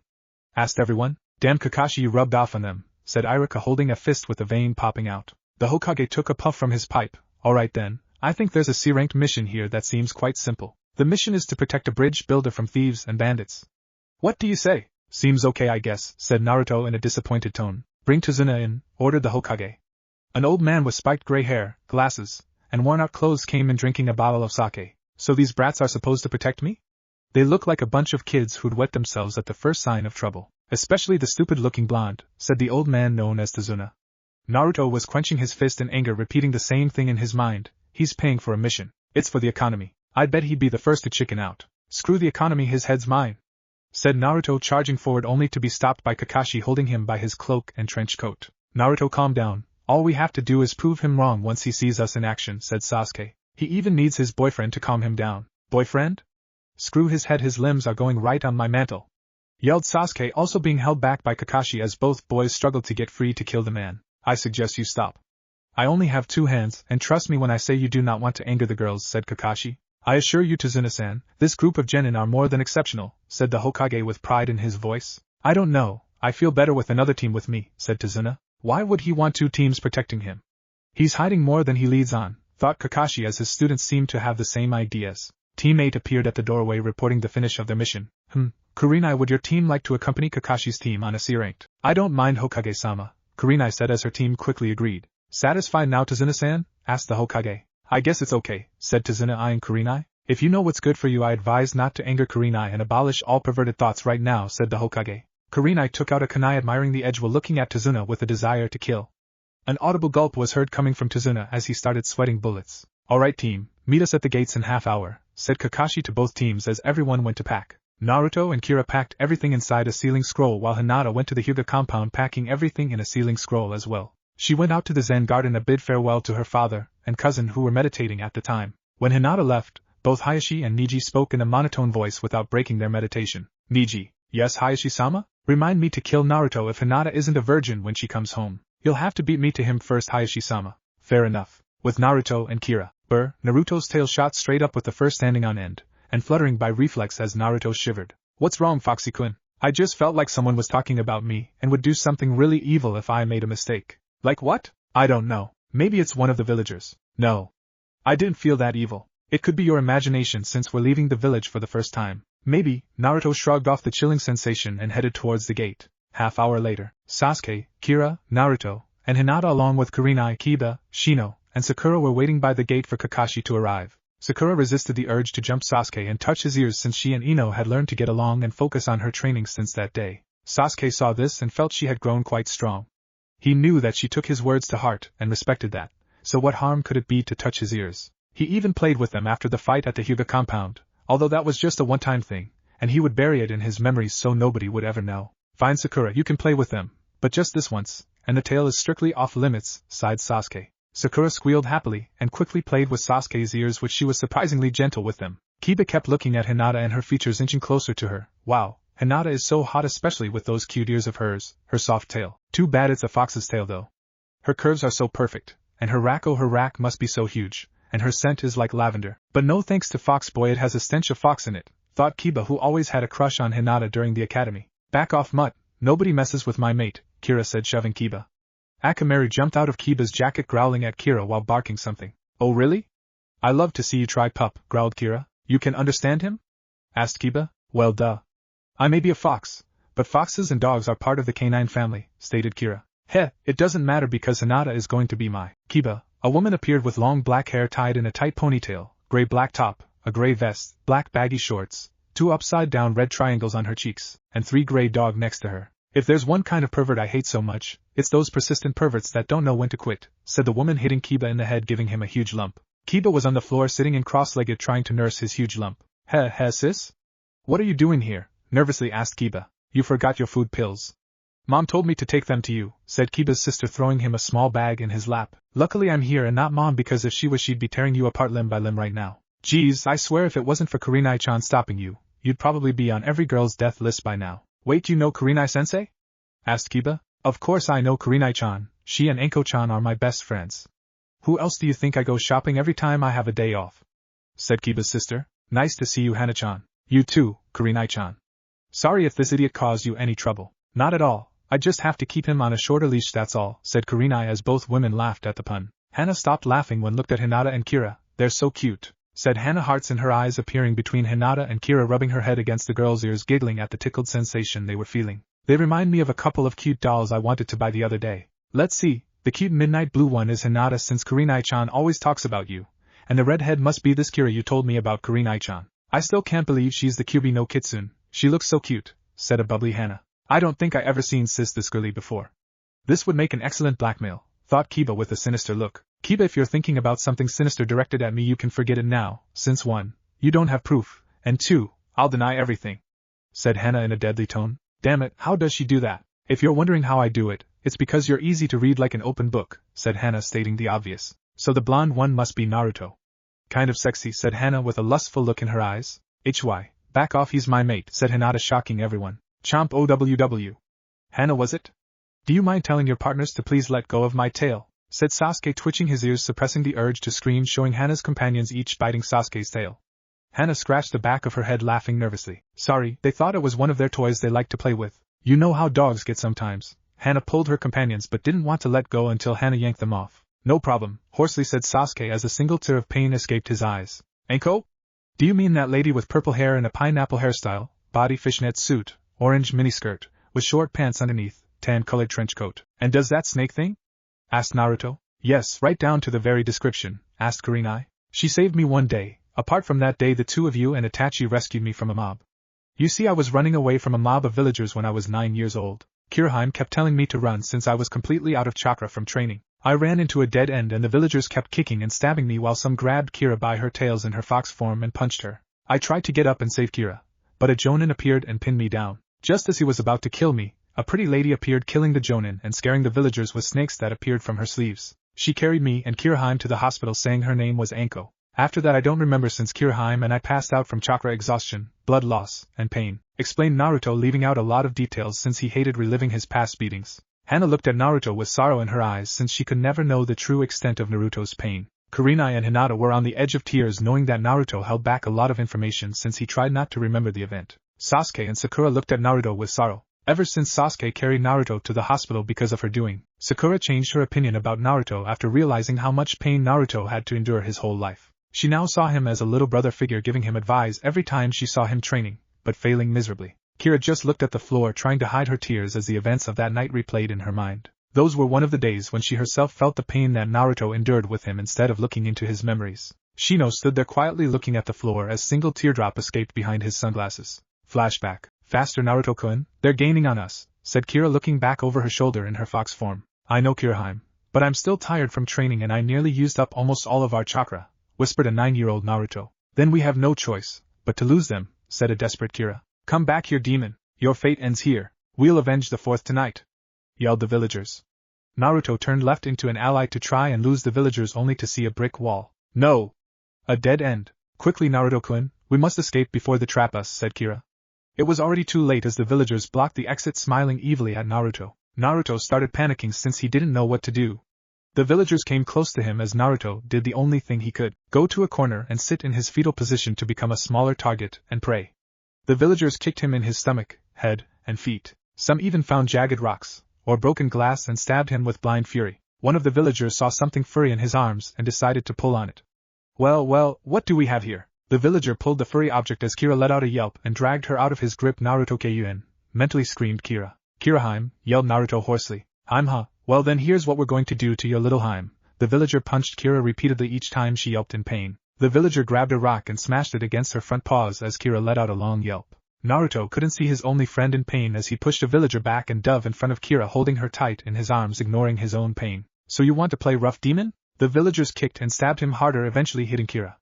Naruto had his back to the villagers, trying to block most of the blows meant for Kira. A jonin appeared, making the villagers stop, suddenly afraid that they were going to be turned in. It's okay, Kirahime, they've stopped, whispered Naruto, trying to calm Kira down with tears in her eyes. The jonin walked up to Naruto, who had glass shards embedded into his ribs and arms, holding Kira with some glass shards embedded on her as well. The jonin took out 2 kunai and embedded them in Naruto's right ankle and Kira's left back paw. Kira let out a painful yelp while Naruto screamed in pain, both having tears in their eyes. The villagers cheered the jonin on as he took out 2 kunai to end it quickly before somebody intervenes. Both Naruto and Kira opened their eyes and stared at each other. Naruto stared into Kira's sunset red eyes with a little smile as time seemed to slow down as Naruto whispering his final words. Thank you for being my friend, Kirahime, and for that I will always love you. Kira stared at Naruto's endless blue eyes, whispering her final words as well. I'm sorry I ruined your life, Naruto-kun, but I've come to love you too. At least we'll die in each other's arms. A tear of sorrow and happiness escaped their eyes, waiting for the end. The jonin was about to strike when a purple blur appeared with a kunai lodged inside his heart. The jonin fell dead, revealing a 21-year-old Anko who just been promoted to special jonin. A traitor saving a demon. I'm not surprised, said a villager. Anko just growled and summoned 2 snakes from her trench coat sleeve, scaring the villagers off. Hey kid, you awake? Anko went to look at Naruto with a concerned look in her eyes. Naruto looked up at her as Anko blushed at the sight of his blue eyes. Poor kid, he doesn't deserve to be treated this way, and so young. Anko's thoughts were interrupted when she heard whimpering coming from the boy's arms to see a little fox in the same manner as he was. Those bastards hurt him and a little fox for no reason. They truly are idiots, Anko thought. Don't worry, I'll get you to a hospital. Anko delicately picked him up with Kira in his arms as she jumped rooftop to rooftop. Darkness took over Naruto as his last sight was Anko looking straight ahead with the wind blowing her hair and trench coat. Kira was still awake and in pain. Anko reached the hospital and ran up to the front desk. The nurse saw her coming with what she held in her arms, ignoring her and continued reading her book. Hey, Anko said to get the attention of the nurse. Hey! Screaming a little louder. Hey! Screamed Anko to the top of her lungs. This is a hospital, ma'am. I suggest you keep it quiet, said the nurse in a bored tone. Yeah, just get me a stretcher for this kid here and hurry, said Anko. Why? Anko was furious now and a large snake wrapped around the nurse bearing its huge fangs. You have 1 second to get a doctor here. And maybe I won't let my friend here have his late night snack a little early, threatened Anko. Why yes ma'am, stuttered the nurse and summoned a doctor. Anko stayed with Naruto making sure that the doctor and nurses were doing their job and not try anything. Anko even threatened the doctor to heal the little fox's wounds. Without a protest the doctor quickly did as he was told and left them in a room. Anko was sitting there staring at Naruto and the little fox. His only friend is that little fox, and the villagers heard it too. Poor kid, he must have suffered more than I have. All of the loneliness, the pain, the cold stares, everything only tenfolds than what I suffered. Humph, he even tried to defend the little fox. He must really be kind in order to protect his friend. He's kind of cute also, and his deep blue eyes, those eyes I could stare at them all day and never get bored. His eyes that showed great fear and sorrow, but not a single trace of anger or hatred. He truly is innocent. I think I just fell in love with this little boy. But then again, he might not like older girls like me, said Anko thinking out loud. Anko didn't realize that Kira was actually awake and hearing her thoughts. At first she felt uncomfortable since she was hearing someone else's personal thoughts, but the more she heard, the more she sympathizes with Naruto-kun and her savior. Anko looked at the time deciding it was really late and sleep inside the kid's room making sure there isn't another attempt. It was close to sunrise as Anko started to wake up and looked at Naruto. He really is handsome, smiled Anko. Anko got up and kissed Naruto in the forehead and left the room, as Kira woke up when Anko closed the door. End flashback. Bah, yeah right. He's probably just saying that so everyone feels sad for him and have Hinata hang all over him, said Kiba. Kira was just about to teach Kiba a lesson when Hana grabbed him by the sweater and pinned him against the wall of a nearby building speaking with venom in her voice. Listen to me and listen well, pup. Have you ever felt the pain and loneliness he's felt, always being hated and beaten for something you didn't do, of having no one to call your family or friend, a pain that could drive even the sanest human being into madness and chaos? Well, have you? Said Hana as her partners and Akamaru were quivering where Kiba was standing. No, stuttered Kiba. So tell me, how can he be lying since I witnessed the result of one of those beatings? One day I went to the hospital for my yearly checkup when the Hokage came in holding a small boy with cuts and bruises everywhere. He was breathing unevenly with a sword wound from his shoulder to his hip covered in his own blood, his eyes closed with blood and mud, and ragged clothes holding a small fox with cuts and bruises everywhere in his little arms almost like he's trying to protect it. The nurse refused to even look at the boy had it not been for the Hokage threatening her. The medics took a really long time just to get a stretcher and tend the boy. After my checkup I passed the boy's room with the Hokage and his robes covered in the boy's blood. When I looked inside, the boy's wounds were nearly healed, but his face was sad, crying as the little fox tried to cheer him up since its wounds were already treated, said Hana with tears in her eyes. And that boy is standing right in front of you with 3 people who has accepted him for who he is, a hero of this village. Every day I hear someone talking that they beat up the demon and didn't get caught. Whenever I hear that, I just remember how he looked like when the Hokage was carrying him in his arms. It's a wonder how he still has his sanity and hasn't snapped, killing everything that moved in sight. He may be a hero, but he doesn't like Hinata. She's being forced to marry him, said Kiba thinking of an excuse. Oh really? So if you love Hinata so much, tell me at least one thing you know about her that doesn't involve her looks or scent? Oh well there sure stammered Kiba. Nothing huh? Fine then why don't we ask Naruto? Hana turned to Naruto. Hey Naruto, name several things you like about Hinata that doesn't involve her looks or scent. Okay, where to begin?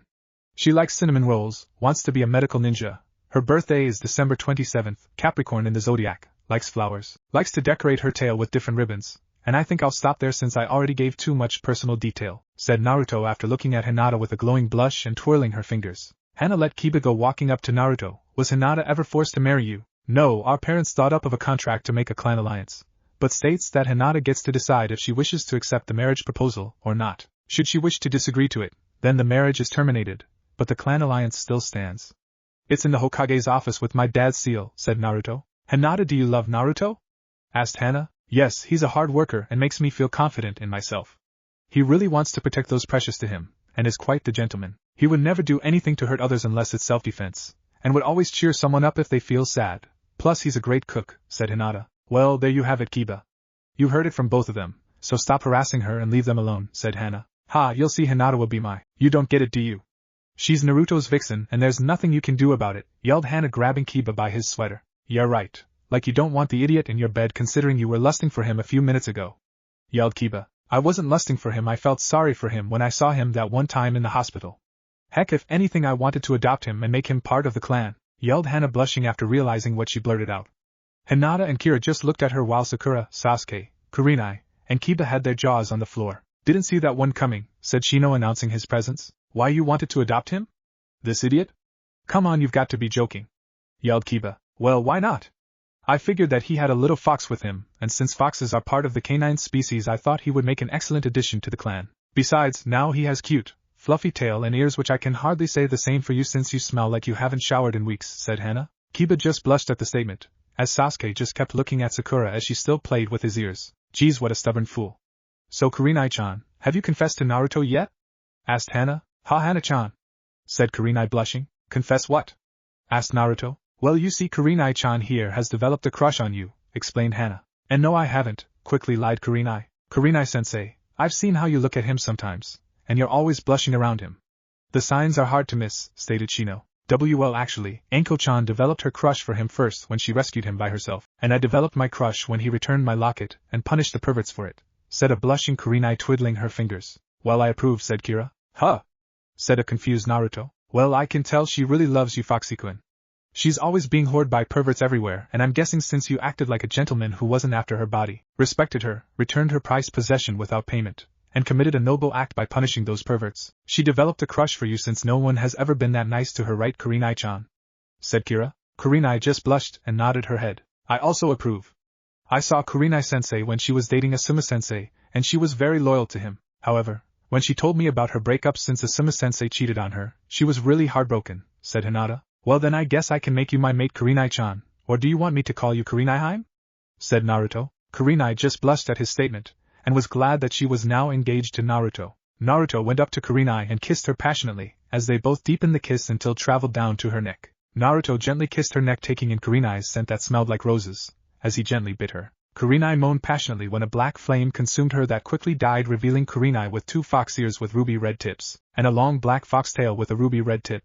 Sasuke was enjoying the feeling of his ears being played with Sakura when he turned to her and kissed her passionately. Sakura moaned in Sasuke's lips as he trailed down to her neck and gently nibbled her in the neck when she was engulfed in a pink flame. The flames quickly died when Sakura was revealed to have grown a little, have 2 large C-cup breasts, longer legs, 2 pink wolf ears, and matching wolf tail. Well, it seems Sasuke just marked his first mate, said Shino.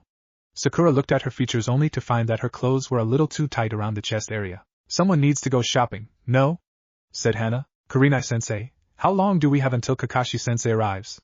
Asked Sakura. I'd say about an hour and a half. That's plenty of time. Hana grabbed Sakura, nearly dragging her, never to miss an opportunity to go shopping with Hinata and Kira in hot pursuit. Shino, Sasuke, Kiba, Naruto, and Kurenai just stood there staring into the direction the others left as the dust cloud they kicked up settled. Well, that was interesting, said Shino. You finally marked you fist mate, Sasuke. Congratulations, brother, said Naruto, showing his foxy smile and placing an arm around Sasuke's shoulder. Why didn't you go with them, Kurenai-sensei? Asked Shino. Well, to be honest, I'm kind of low on cash since I just paid my bills yesterday, which is one of the main reasons why I decided to go on this mission. The other reason you all know already, said Kurenai, blushing. When the girls arrived, Sakura was wearing a red shirt that resembled her previous Chinese dress with the Haruno white circle in the back, white baggy shorts, gray fingerless gloves, her tail had a red ribbon tied in a bow, her headband tied around her neck, a pink trench coat with a black wolf running and the kanji cherry blossoms above the wolf, a dark pink cloak, her ears pointing down, and a small blush on her face giving her a cute expression. Hinata and Kira each had a ribbon similar to Sakura's design in their tails as well and hugged Naruto when Hana decided to leave since her mom asked to buy some groceries. Sasuke just blushed at Sakura's appearance when Shino interrupted. I suggest all of you with sensitive noses to look for a mask or something to cover your nose. Why? What's wrong? Asked Hinata. I had some of my bugs follow Kakashi and our client. Apparently Kakashi has been trying to find our client and found him in a local bar. Our client seems to have had too many to drink, and Kakashi kept trying to steer him in the right direction. He also reeks of sake according to my bugs, informed Shino. Sure enough, the air soon reeked of sake and alcohol, causing everyone but Shino to hold their nose in disgust. Sorry I'm late, everyone. I got here early when I realized our client wasn't here, so I went to look for him. You can tell where I found him judging by his physical appearance, explained Kakashi. Yeah, only did you find him in a bar or in a dumpster? He really reeks, said Sakura, holding her nose. Sakura, when did you change your outfit, and what's with the ears? You too, Kurenai? Said Kakashi. Team 7 couldn't take it anymore as Hinata summoned up the moisture in the air, forming a giant blue bow that looked like it was carved by the skilled craftsman, with a smooth bowstring that felt like silk to the touch. Hinata pulled back on the bowstring as a ball of water materialized in the middle of the bow, shifting into a water arrow. Hinata released the water arrow, twirling, forming into a giant wave, splashing Tazuna, knocking him down. Then Naruto let out a streak of flames created by blaze surrounding Tazuna, revealing a dry Tazuna with an afro getting up. Kira decided to add her finishing touch by hanging an air freshener to his nose that was still in a daze. Well, at least it's an improvement, said Sasuke. Yeah, but which one, the smell, or his looks, said Kira. What if Naruto has harem with Hinata, Kurenai, and Kyuubi? And thanks for watching my video till the end. If you enjoyed this content, then do consider subscribing to my channel, and leave a like if you guys need the next part. Comment down, and thanks for watching the video, and see you guys in the next video.